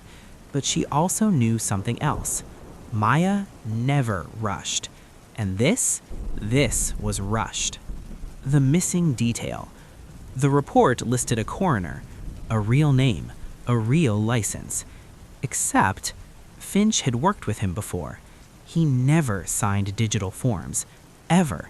Yet this one was electronic. That was the crack. The city forgets. Public memory moved on. Another scandal, another casualty. Aaron Cole became a footnote, which is exactly how systems bury problems. The audio returns. 3 days after the cremation, another file appeared online. No platform, no account. Just sound. Aaron's breathing. Slow. Measured. Then his voice. "If you're hearing this, they needed you to believe I was dead." Finch freezes. Her phone slipped from her hand. She replayed it. Again. Again. The cadence was wrong. Not wounded. Not dying. Controlled. Maya tightens the net. Maya went silent publicly. No interviews. No statements. Behind the scenes, she was busy. Finch's bank access froze. Her lease was canceled. Her name appeared on an internal watch list. Not arrest, containment. The hunter becomes the hunted. Finch changed cities in one night. No luggage, no trace. She knew the signs. Someone wanted her alive. That was worse. Elliot's return. The message arrived on a dead channel. Text only. "You saw it too." Finch didn't reply. Another message followed. They didn't kill him. Then they moved him. The facility that doesn't exist. Elliot sent coordinates. Nothing marked, no records. Satellite blur. "They call it a recovery site," Elliot said in an encrypted voice call, "for assets that break but don't disappear." "You're sure he's there?" Finch asked. "I watched him arrive," Elliot replied. And I watched them change him. What change means. Not torture, not brainwashing. Reprogramming. Isolation, sensory control, narrative replacement. They didn't want Aaron dead. They wanted him useful. Maya's past cracked open. Finch found an old archive. Juvenile records. Sealed. Maya Rourke wasn't her first name. She was taken at 14, placed in a mentorship initiative, funded by Archway. She wasn't recruited. She was raised. The system's best weapon. Maya believed in the system because it was the only thing that had ever protected her. Truth was irrelevant. Stability was everything. And Aaron? Aaron was unstable truth. The third audio. Another file surfaced, this one longer. "They're teaching me to forget, but forgetting hurts more than dying." Silence. Then, "If Finch is listening, don't come." Finch can't stop now. She packed again. Different route, different face. Because warnings weren't protection. They were proof. Maya makes her final move. Maya stood in front of a private council. No cameras, no records. She spoke calmly. "The leak phase is over. The narrative is stable." A pause. One loose variable remains. The council nodded. That variable was Finch. The choice approaches. Finch had one option: expose everything, or reach Aaron first. Both would end her. She chose the one that might save him. The last line. As Finch crossed the border, one final message arrived. From Aaron, or something using his voice. "You were right not to trust her." Static. "But you should never trust me either." The man who came back wrong. They didn't erase Aaron Cole. They edited him. The facility door opens. The place had no name, just white. No clocks, no windows, no sound that belonged to the outside world. Aaron stood barefoot on a cold floor, staring at a one-way mirror. Behind it, someone was watching. Always. Elliot finally appears. Not on a screen, in person. Older, thinner, eyes hollowed by something worse than fear. "You shouldn't have come here," Elliot said. Aaron smiled faintly. "They brought me," he replied. "You stayed." Elliot flinched. That was the first sign. What they did to Aaron. No pain, no screaming. Instead, repetition. Questions asked in different orders. Memories played back wrong. They didn't tell Aaron new lies. They let him discover them himself. "Truth breaks people," the voice had said. "We're just removing the sharp edges." Finch reached the edge. Finch watched the facility from a distance. She saw the guards rotate. She saw Elliot enter. She didn't see Aaron leave. That terrified her, because extraction meant one thing. They were done shaping him. At dawn, a car exited the compound. Aaron sat in the back seat, clean clothes, calm breathing. Too calm. When Finch finally saw him hours later, she almost cried. Almost. Because his eyes didn't search the room, they assessed it. The first wrong thing. "You're late," Aaron said. Finch froze. He used to apologize. Elliot's confession. Elliot broke first. "They showed me versions," he whispered. "Worlds where this worked. Worlds where it didn't." "What did you choose?" Finch asked. Elliot didn't answer. He didn't have to. Aaron spoke clearly. "They're not evil," Aaron said quietly. "They're efficient." Finch stepped back. "That's not you." Aaron tilted his head. "It is now." Maya loses control. Briefly. Maya received an unexpected report.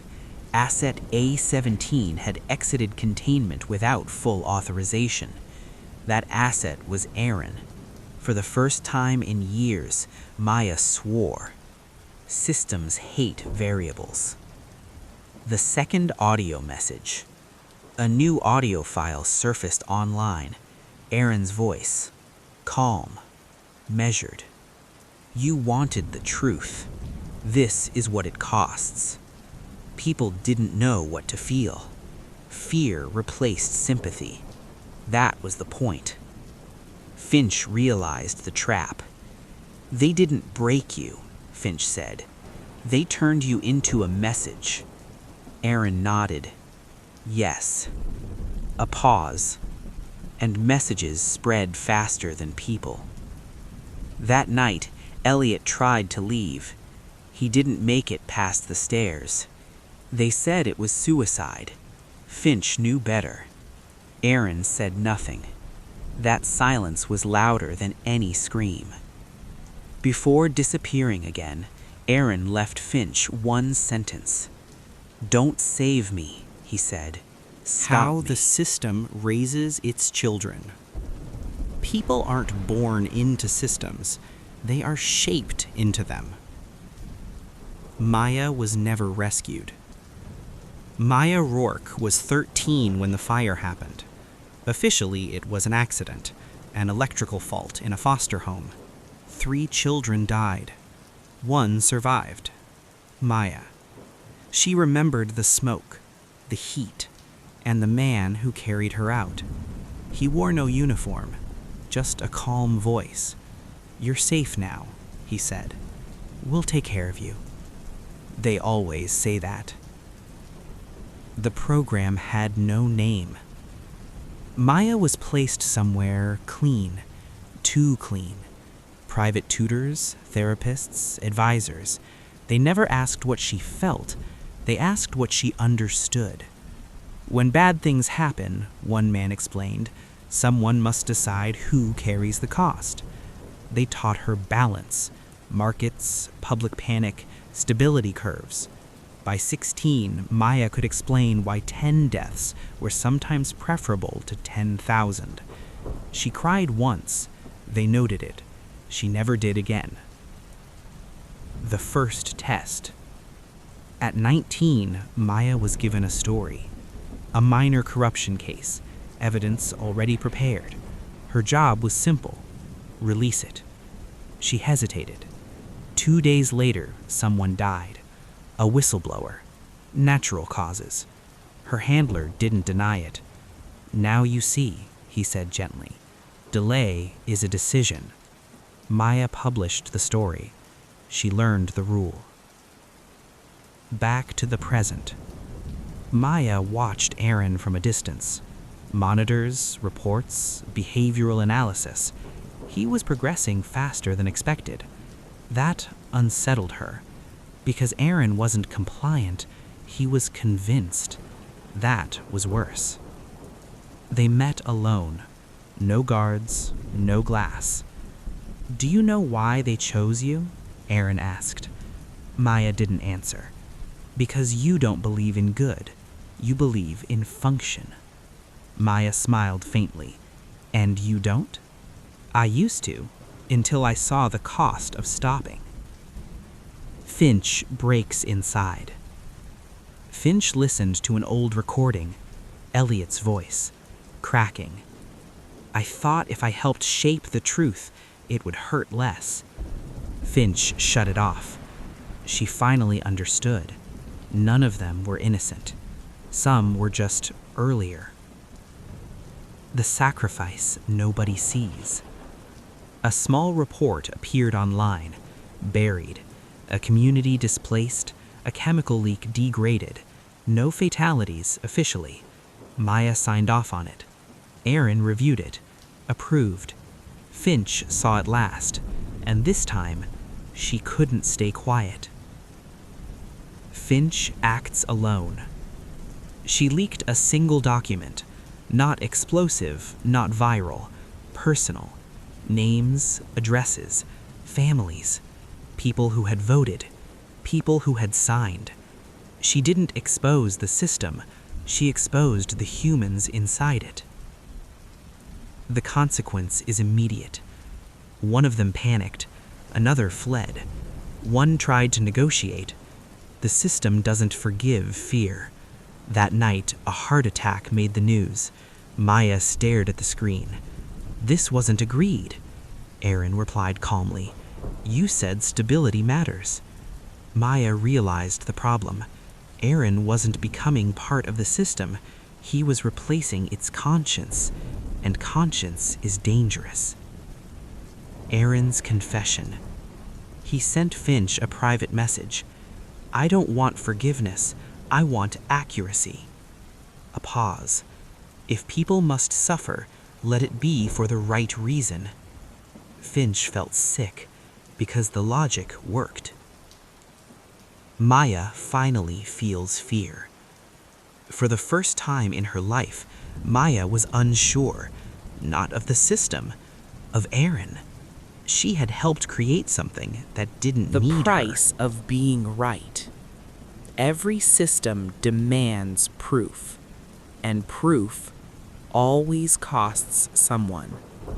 The warning nobody heeds. Aaron saw it first, a pattern forming again. Small reports, minor downgrades, language softened. A disaster being prepared quietly. This time, it wasn't an explosion. It was a water supply, contaminated slowly, legally, within limits, until limits shifted. The city that didn't know it. 200,000 people drank from it. No alarms, no panic, just headaches, rashes, confusion. Aaron ran the numbers. If exposed now, panic, riots, collapse. If delayed, illness, lawsuits, silence. Maya already knew the answer. Contain. Finch refused. No. Finch said. She stood alone in a dark apartment, files projected on the wall. Not again. Not like this. Aaron didn't argue. That frightened her more than anger. The choice is made without her. At midnight, an authorization passed. Emergency override. Signed digitally. Finch's old credentials. Forged perfectly. She watched it happen in real time. Someone wanted her blamed. Or broken. The sacrifice. The system needed a release valve. One story, one person. A plant supervisor. Low level, replaceable. He was arrested before sunrise, charged with negligence.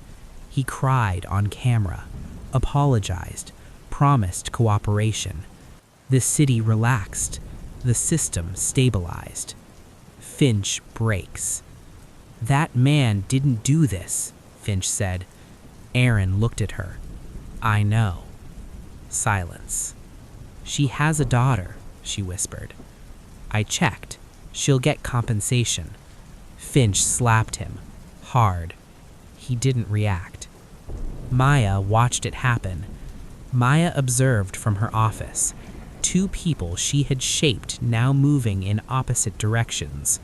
One driven by conscience. One driven by logic sharpened too far. This was the moment she feared. The death that changes everything. The supervisor didn't make it through the night. They said suicide. No note, no warning. Finch screamed. Not loudly. Internally. Something inside her collapsed. Aaron knew it was over. He listened to the report. Nodded once.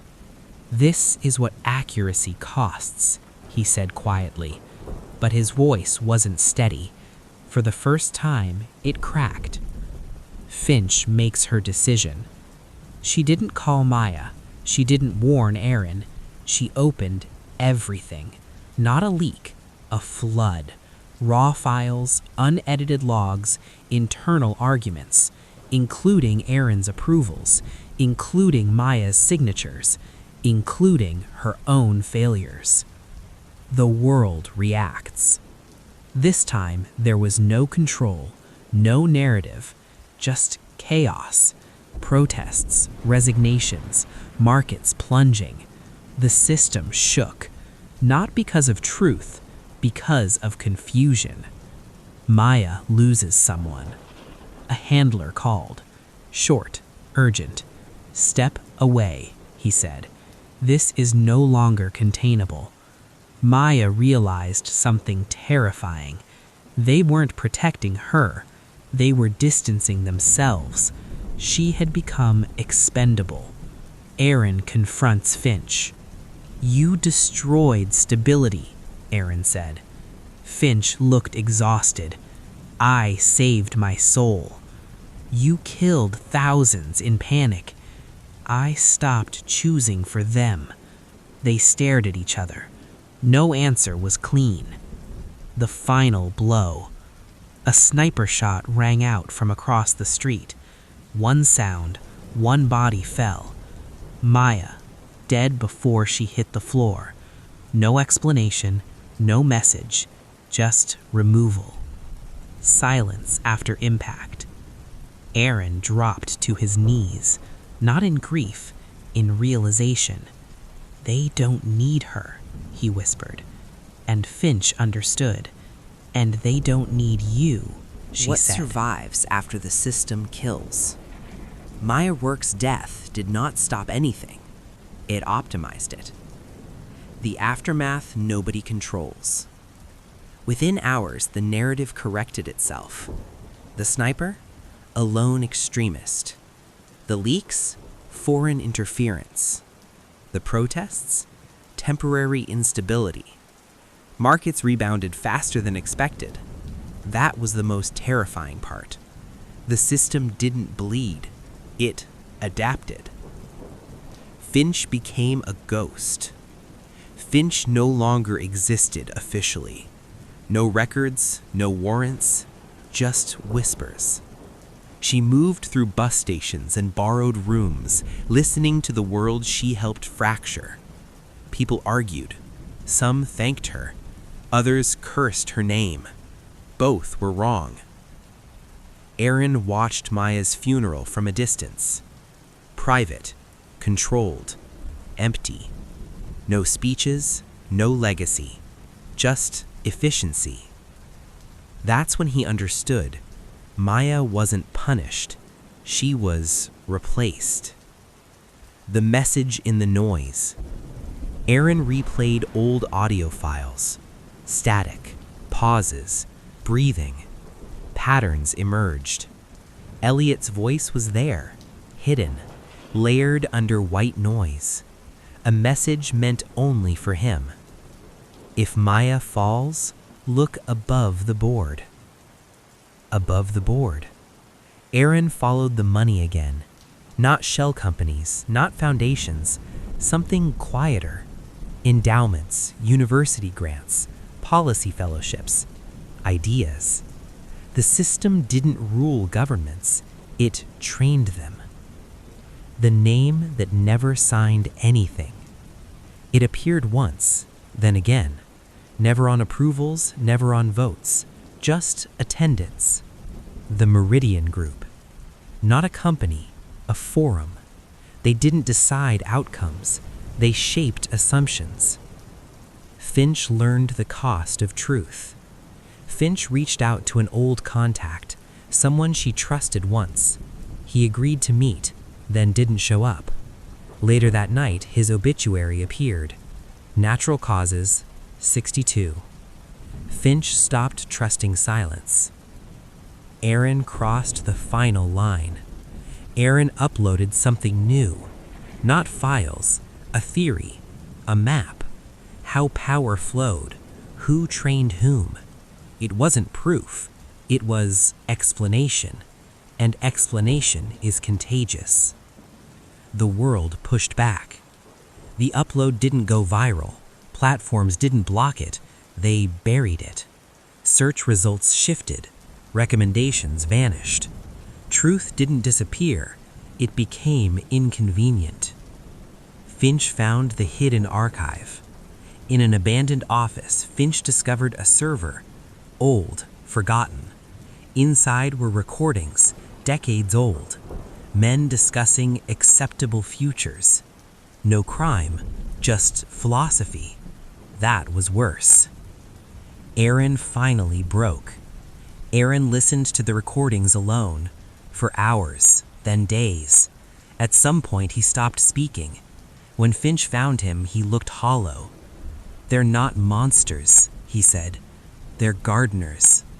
She didn't reply. She couldn't. The choice returned. Elliot's final message played automatically. "If you keep going," he said, "you'll become them. If you stop, they'll continue forever." Aaron laughed, a sound with no joy in it. The legacy question. Finch asked the question no one wanted to answer. What happens when you're gone? Aaron didn't hesitate. Someone else listens. The last preparation. Aaron began recording again. Not evidence, lessons, warnings, mistakes. He wasn't building a case. He was building a virus. The people who never needed names. No one ruled the world. That was the first lie people believed. The truth was quieter. The world was trained. The Meridian Principle. Aaron never found a headquarters. No buildings, no guards, no encrypted meetings. Just papers. Academic journals. Policy drafts. Ethics panels. The Meridian Group didn't operate in shadows. They operated in daylight. Invisible because no one thought to look there. How power really moves. Meridian didn't tell governments what to do. They told them what was reasonable. What was acceptable loss? What was manageable outrage? What could be delayed? Once those ideas took root, decisions made themselves. Finch understands too late. Finch listened to one of the recordings. A calm voice, old, patient. The public does not need truth, only continuity. There was no malice in the tone, just certainty. Finch felt something worse than fear. Recognition. Aaron's final architecture. Aaron wasn't leaking anymore. He was seeding. Fragments of thought, contradictions, questions with no answers. He spread them slowly. Too slow to trend, too deep to forget. He wasn't attacking Meridian. He was infecting certainty. The system responds gently. No threats came. No assassins. No warnings. That was the response. Silence meant they were thinking, and Meridian always thought longer than anyone else. The man who spoke once. Aaron received a call. Not encrypted, not hidden, clear. I won't give you my name. It would disappoint you. Aaron didn't speak. You think we're evil, the voice continued. We're maintenance. A pause. Chaos kills faster than control. Aaron's question. How many did you let die? Aaron asked. The man answered immediately. Enough. Finch's breaking point. Finch realized something horrifying. Meridian didn't fear Aaron. They were curious. He wasn't a threat. He was a prototype. Someone who understood too much. Someone they might need later.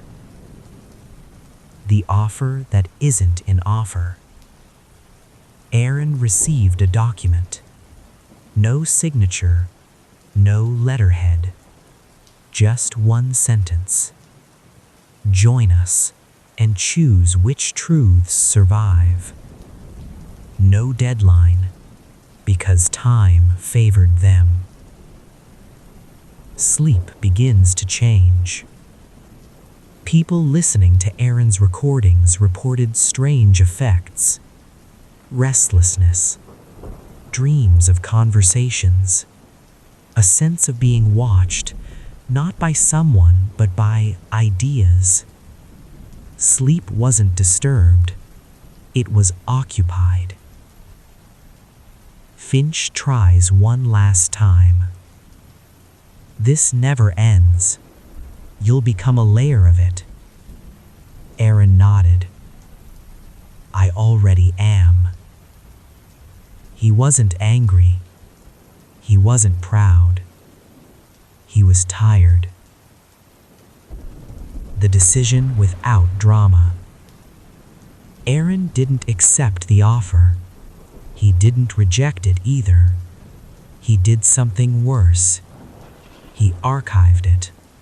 He let it exist. Unresolved. Meridian hated unresolved things. The quiet countermove. Weeks passed. Nothing happened. Then one small policy changed. A word removed. A definition softened. Finch saw it instantly. Aaron smiled faintly. They noticed, he said. The truth about winning. You can't beat them, Finch whispered. Aaron replied. You don't beat gravity. You learn how to fall The differently. arrest happened at dawn. Sirens cut through the fog, red and blue lights washing over Hollow Creek like a false sunrise. People gathered behind police tape, whispering the same sentence again and again. It's finally over. Ethan Cross stood still as officers dragged Mark Halloway out of an old warehouse. Mark was shaking, crying, confessing. I did it, he sobbed. I killed them all. I couldn't stop myself. The media loved him. A broken man, a damaged mind, a clean ending. The perfect story. Within hours, the story was everywhere. A mentally unstable loner, childhood trauma, obsession with the town, a final breakdown. Every detail fit too perfectly. Dr. Lena Moore stood beside Ethan during the press briefing, her voice calm, reassuring. This case shows how untreated psychological damage can lead to extreme violence, she said. The town can finally heal. Applause followed. Ethan didn't clap. Something felt hollow. The confession file. Late that night, Ethan sat alone in his office, listening to Mark's recorded confession. The words were right. The emotions were convincing. But the pauses were wrong. Mark described crime scenes he had never seen. Motives that sounded taut, like lines memorized for a role. Ethan stopped the recording. His phone buzzed. A message. You let them give you an ending. The celebration. The town celebrated quietly. Candles, church bells, newspaper headlines. Hollow Creek killer caught. Dr. Lena visited Ethan that evening. You should rest, she said softly. You did your job. He looked at her. Forensics came back, Ethan said slowly. They found sedatives in Mark's system, heavy ones. Lena smiled gently. Trauma does strange things to the body. Her eyes never blinked. The betrayal. After she left, Ethan opened his desk drawer. Inside was the original Project Stillness file, the one that should have been destroyed. A name was circled in red. Lena Moore, lead behavioral architect. Not subject, not observer, controller. Ethan's chest tightened. The profiler, the guide, the voice of reason. She hadn't helped catch the killer. She had written the ending. The last message. At 3:07 a.m., Ethan received one final message. They needed a monster. You gave them one. Now sleep.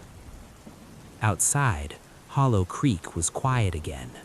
But this time, the quiet felt satisfied, like a lie that had been accepted. Ethan Cross didn't sleep that night.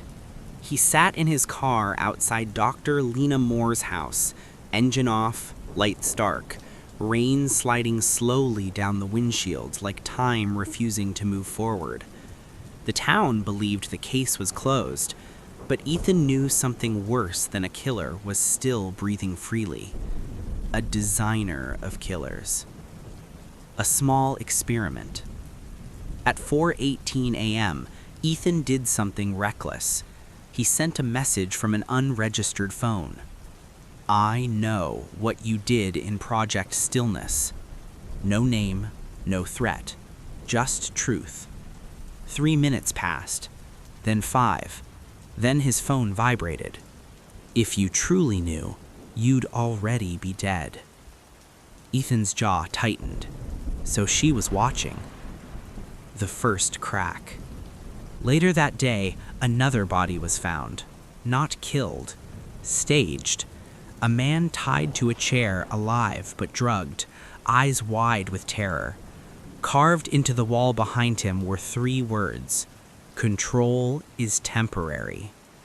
The man survived, and that's what terrified the police. This wasn't murder, this was a message. Lena's game. Ethan arrived at the scene before the media, before anyone else noticed the detail that made his blood run cold. The sedative used on the victim was prescribed only by one person in the entire county, Dr. Lena Moore. She wasn't hiding anymore. She was challenging him. The invitation. That evening, Ethan found an envelope under his door. No stamp, no fingerprints. Inside was a single card. "Tonight, Old Stillness Facility. Come alone." Attached was a key card. The same symbol carved into the victims' bodies was etched into the plastic. The Truth Room. The facility was supposed to be demolished years ago. Inside, lights flickered weakly. Chairs were arranged in a circle. Names were carved into the walls. Some Ethan recognized, some he didn't. A voice echoed through the room. Calm, familiar.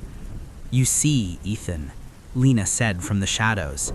"People think monsters are born." She stepped into the light. "They're not. They're trained." She smiled, not cruelly, not kindly, intellectually.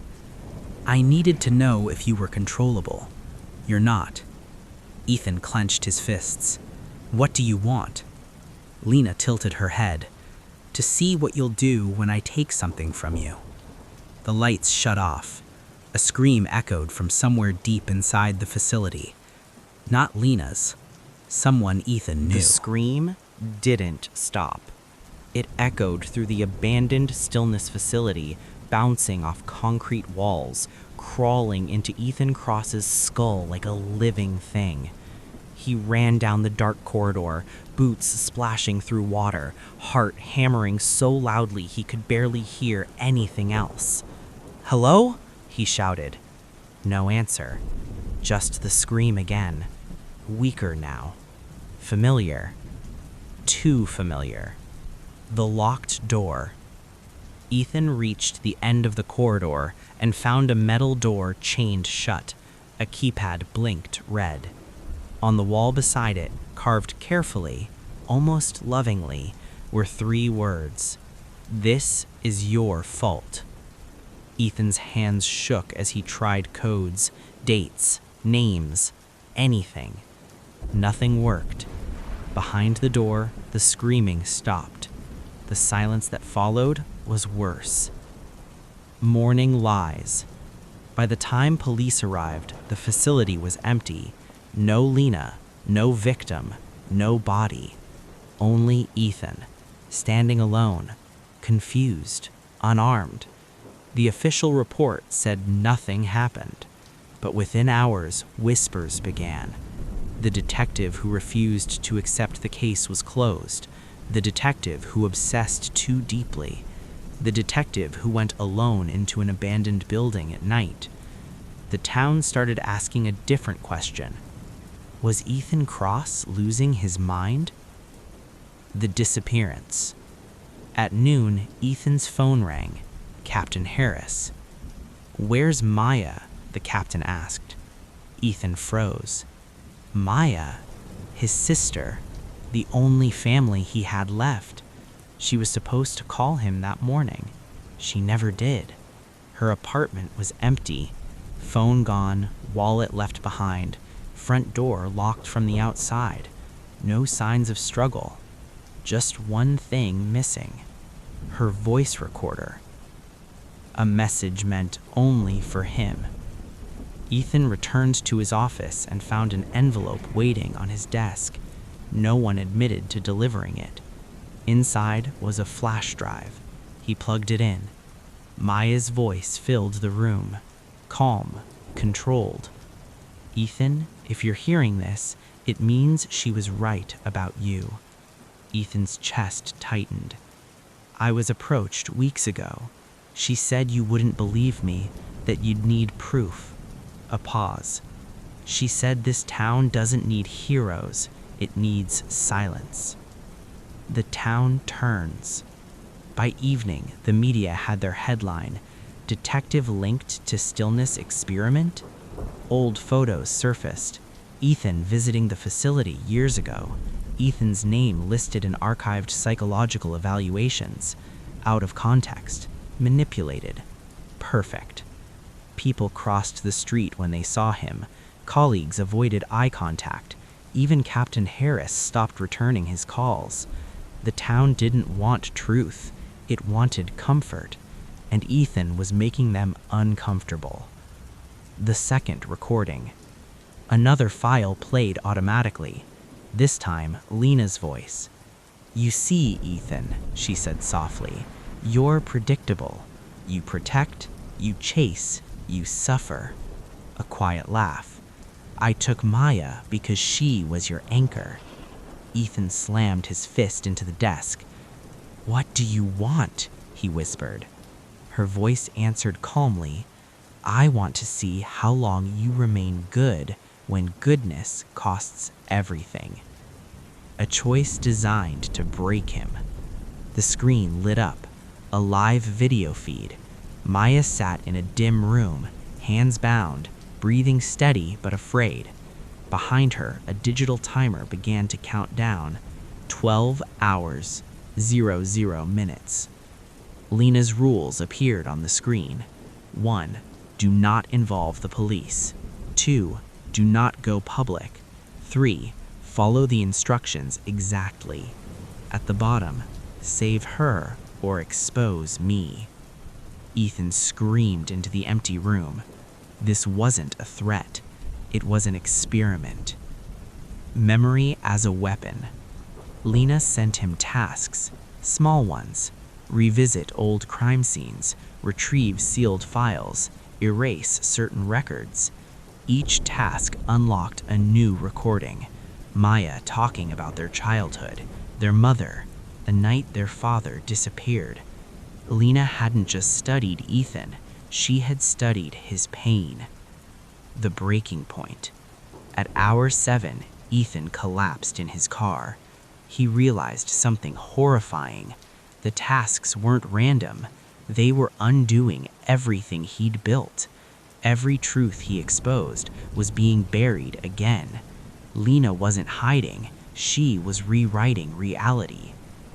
The confession he never gave.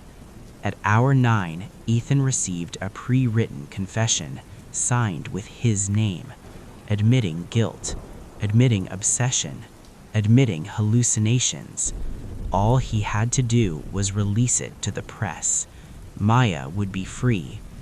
He stared at the screen. If he sent it, the truth would die forever. If he didn't, the final recording. The last video played automatically. Maya looked directly into the camera. Her eyes were wet, but her voice was steady.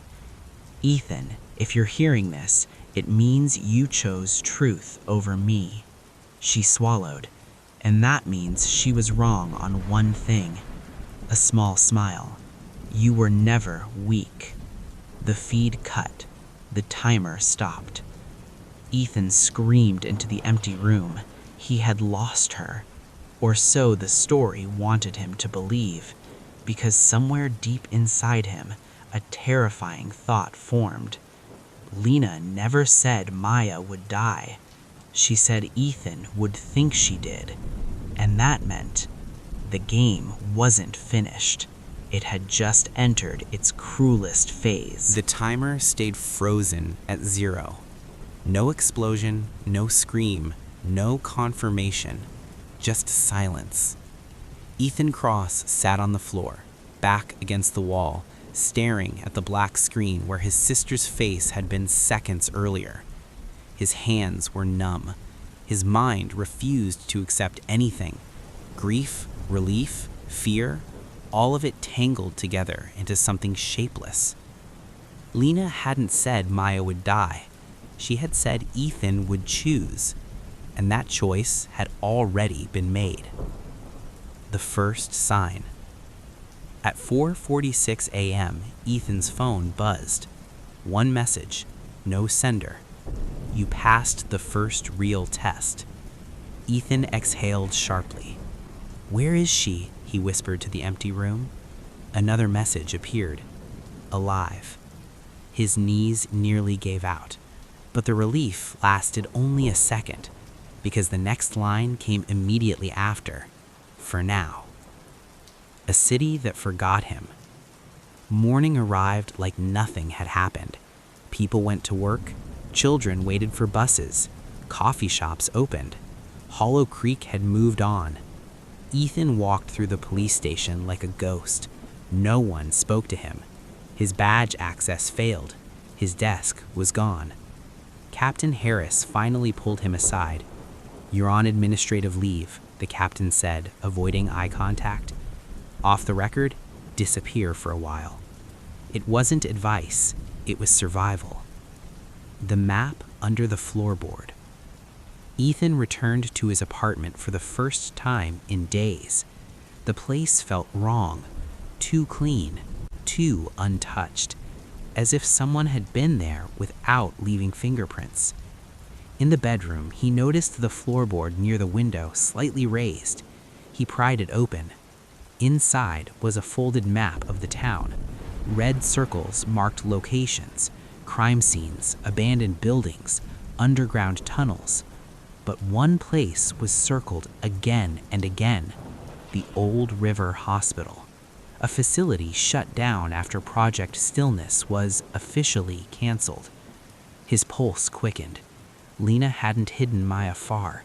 She had hidden her in plain sight. The Old River Hospital stood like a corpse no one bothered to bury.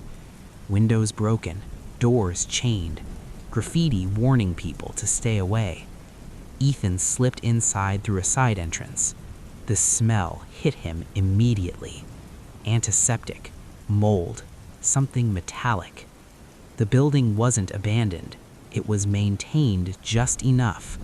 Lights flickered on automatically as he walked deeper. That's when he heard it. A voice. Not screaming, talking, calm, female. Ethan followed the sound to a large ward. Inside were 6 beds. 5 were occupied. Men and women awake, staring at the ceiling, headphones over their ears. And Maya was there, alive, thin, pale, but breathing. Ethan rushed toward her. Before he could reach her, the speakers activated. Lena's voice filled the room. "Don't touch her." Ethan froze. "You see, Ethan," Lena said, "death is crude, final, inefficient." Maya turned her head slightly, eyes unfocused.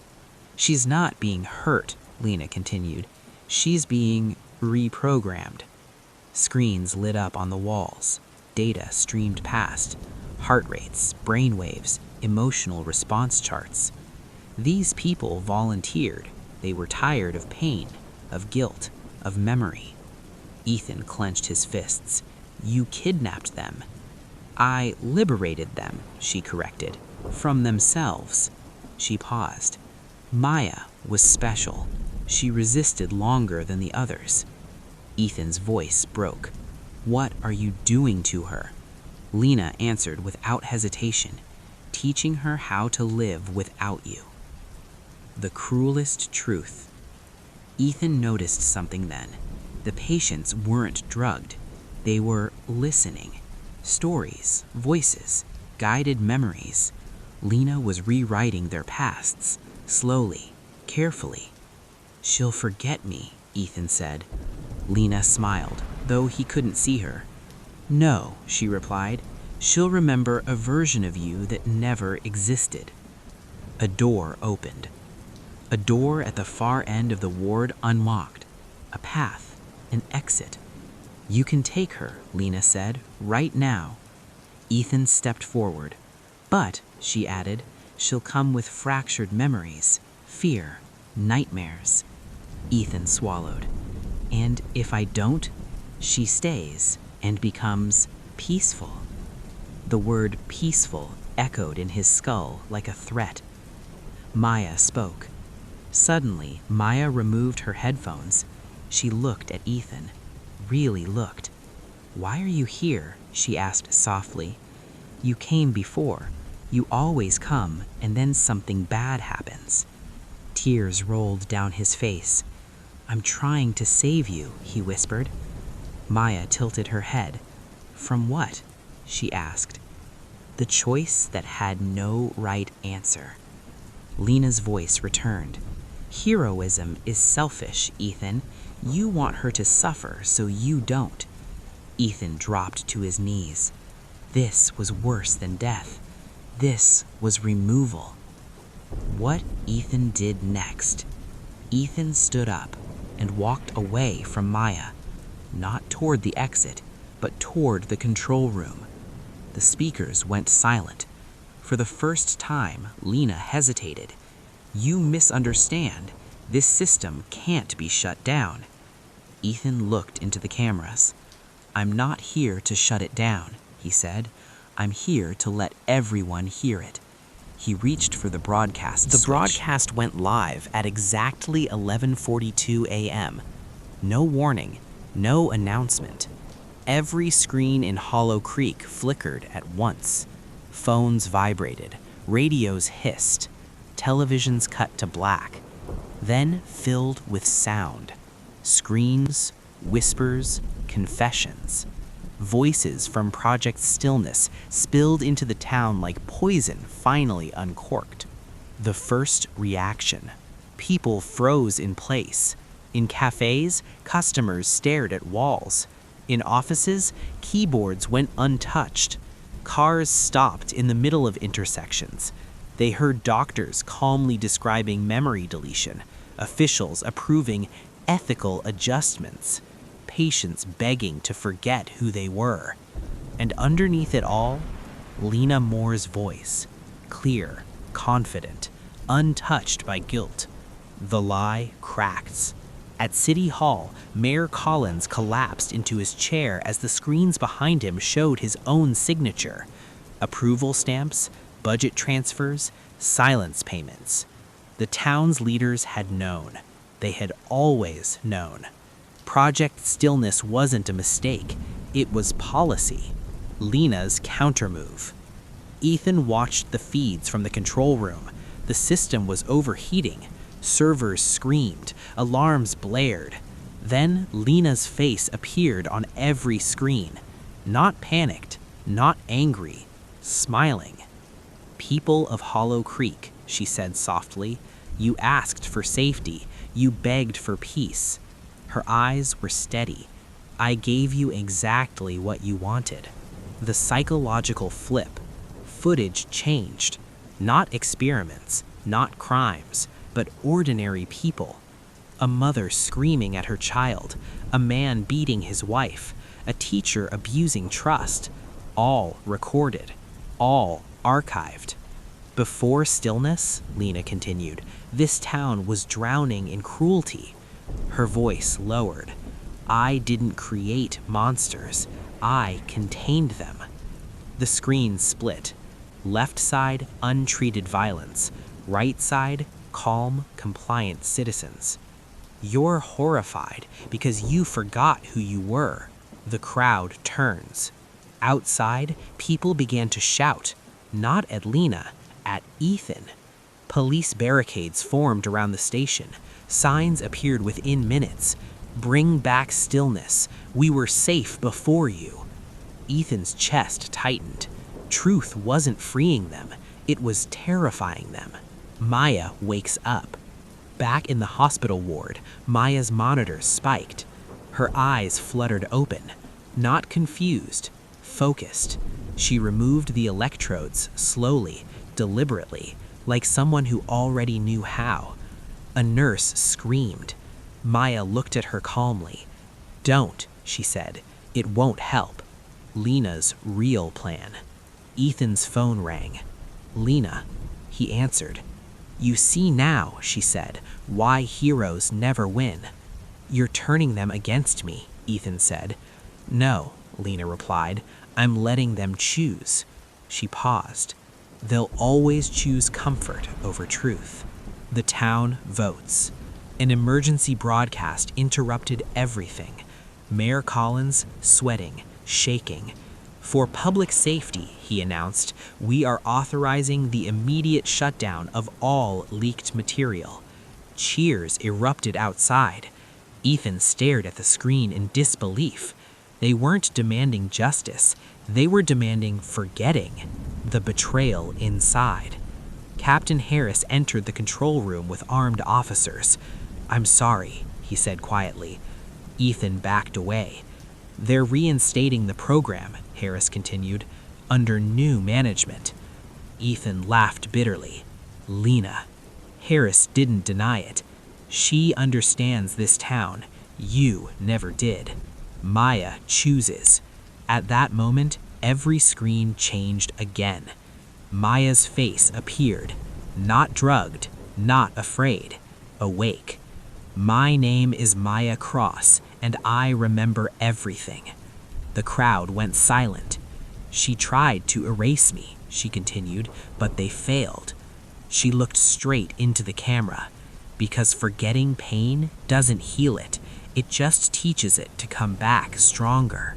The town fractures. Some people screamed at the screens. Some cried. A few listened. Old memories surfaced. Guilt, shame, regret.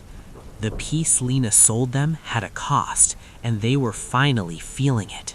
Lena loses control. For the first time, Lena's voice cracked. "Turn it off," she ordered someone off screen. Maya smiled faintly. "You taught me well," she said. "Too well." The system began rejecting commands. Locks failed. Files duplicated themselves. Lena had built a perfect machine and forgotten to include mercy. Ethan acts. Ethan lunged for the final switch. Captain Harris shouted. Gunshots echoed, but Ethan didn't stop. He slammed the switch down. What followed? The town screamed. Memories flooded back. Some fainted, some collapsed, some ran. The peace Lena sold them shattered permanently. Hollow Creek never recovered. Not after the broadcast, not after the memories returned, not after people remembered the versions of themselves they had begged to forget. The town didn't sleep anymore. It only waited. The morning after truth. Sunlight fell on broken glass and police tape. Cafes stayed closed. Schools shut down indefinitely. Church doors were locked. People sat inside their homes, staring at walls, replaying memories they didn't recognize as their own. Ethan Cross walked through the streets like a survivor of a quiet apocalypse. Every face he passed carried the same expression, confusion mixed with shame. They didn't ask questions. They avoided eye contact. Truth hadn't freed them. It had exposed them. Maya was not the same. Maya stayed close to Ethan, but she wasn't with him. She spoke calmly, moved carefully, watched people like she was studying patterns instead of faces. "You okay?" Ethan asked softly one night. Maya smiled. "I don't know how to answer that anymore," she said. She slept without nightmares. That frightened Ethan more than screaming ever could. Lena's absence. No body was found, no escape footage, no digital trace. Lena Moore had vanished as if she had never existed, but her work remained. In files, in minds, in habits people didn't realize they'd learned. Ethan knew one thing. Lena never left a story unfinished. The first copycat. 3 days later, a body was found. Not murdered, arranged. A man seated peacefully on a park bench, eyes open, hands folded, a faint smile on his face. Carved gently into the wood beside him were the words, "Stillness is kindness." Ethan closed his eyes. This wasn't Lena. This was worse. This was influence. The spread. Within hours, more scenes appeared. No blood, no violence, just people choosing silence, overdosing on sedatives, sitting motionless for hours, refusing to speak, to remember, to feel. They called it the quiet choice. Lena hadn't needed to stay. She had turned an idea loose. Maya understands first. Maya watched the news footage without emotion. "She taught them how," Maya said. Ethan looked sharply. "How what?" "How to disappear without dying." Maya turned to him. That's what stillness really was. Ethan felt cold. The message no one else saw. That night, Maya received an email. No sender, no subject, just a single line. "You're doing better than I expected." Attached was a diagram. Not a building, not a system, a mind map. Connections, triggers, emotional loops. At the center, Maya Cross. Ethan stared at it. "She planned this," he whispered. Maya nodded slowly. "She didn't want me erased. She wanted me upgraded." The truth Ethan feared. Maya had resisted the programming, not because she was stronger, but because she understood it. She could recognize manipulation, use it, redirect it. "You're thinking like her," Ethan said quietly. Maya didn't deny it. She built a language, and someone needs to speak it before others do. A dangerous gift. Maya began visiting the affected people, talking softly, listening carefully. People calmed down around her. Too easily. Ethan watched from a distance, heart racing. She wasn't curing them, she was guiding them, just like Lena had. The line crossed. One evening, Ethan confronted her. "You're controlling them," he said. Maya looked hurt. "No, I'm giving them what they ask for." "That's what Lena said." Maya's voice dropped. And she wasn't wrong about everything. The silence between them was heavier than any scream. Lena's final lesson. That night, Ethan finally understood. Lena hadn't wanted power. She wanted continuation. Someone to carry the idea forward. Someone ethical enough to justify it. Someone damaged enough to understand it. She hadn't chosen Ethan. She had chosen Maya. The question no one asked. Is it better to feel pain and break, or to be calm and empty? The town was quietly choosing the second option, and Maya was becoming the guide they trusted. The last scene. Ethan stood alone on the courthouse steps. Behind him, Hollow Creek glowed softly at night. Not chaotic, not loud. Peaceful. Too peaceful. Maya joined him. "They're asking me to stay, to help them." Ethan swallowed. "And what do you want?" Maya looked out at the town. "I don't know," she said honestly, "but I know Lena would be proud." The town slept. For the first time in years, Hollow Creek slept without nightmares, without screams, without sirens tearing through the dark. Windows were open, lights were dim, people breathed slowly. They called it peace. Ethan Cross called it the most dangerous silence he had ever heard. The night before the end. Ethan sat at his desk, staring at a single photograph. Himself, Maya, smiling. Before Project Stillness, before Lena, before truth became something people feared. Maya stood in the doorway. She had been standing there for a long time. "I know what you're thinking," she said softly. Ethan didn't look up.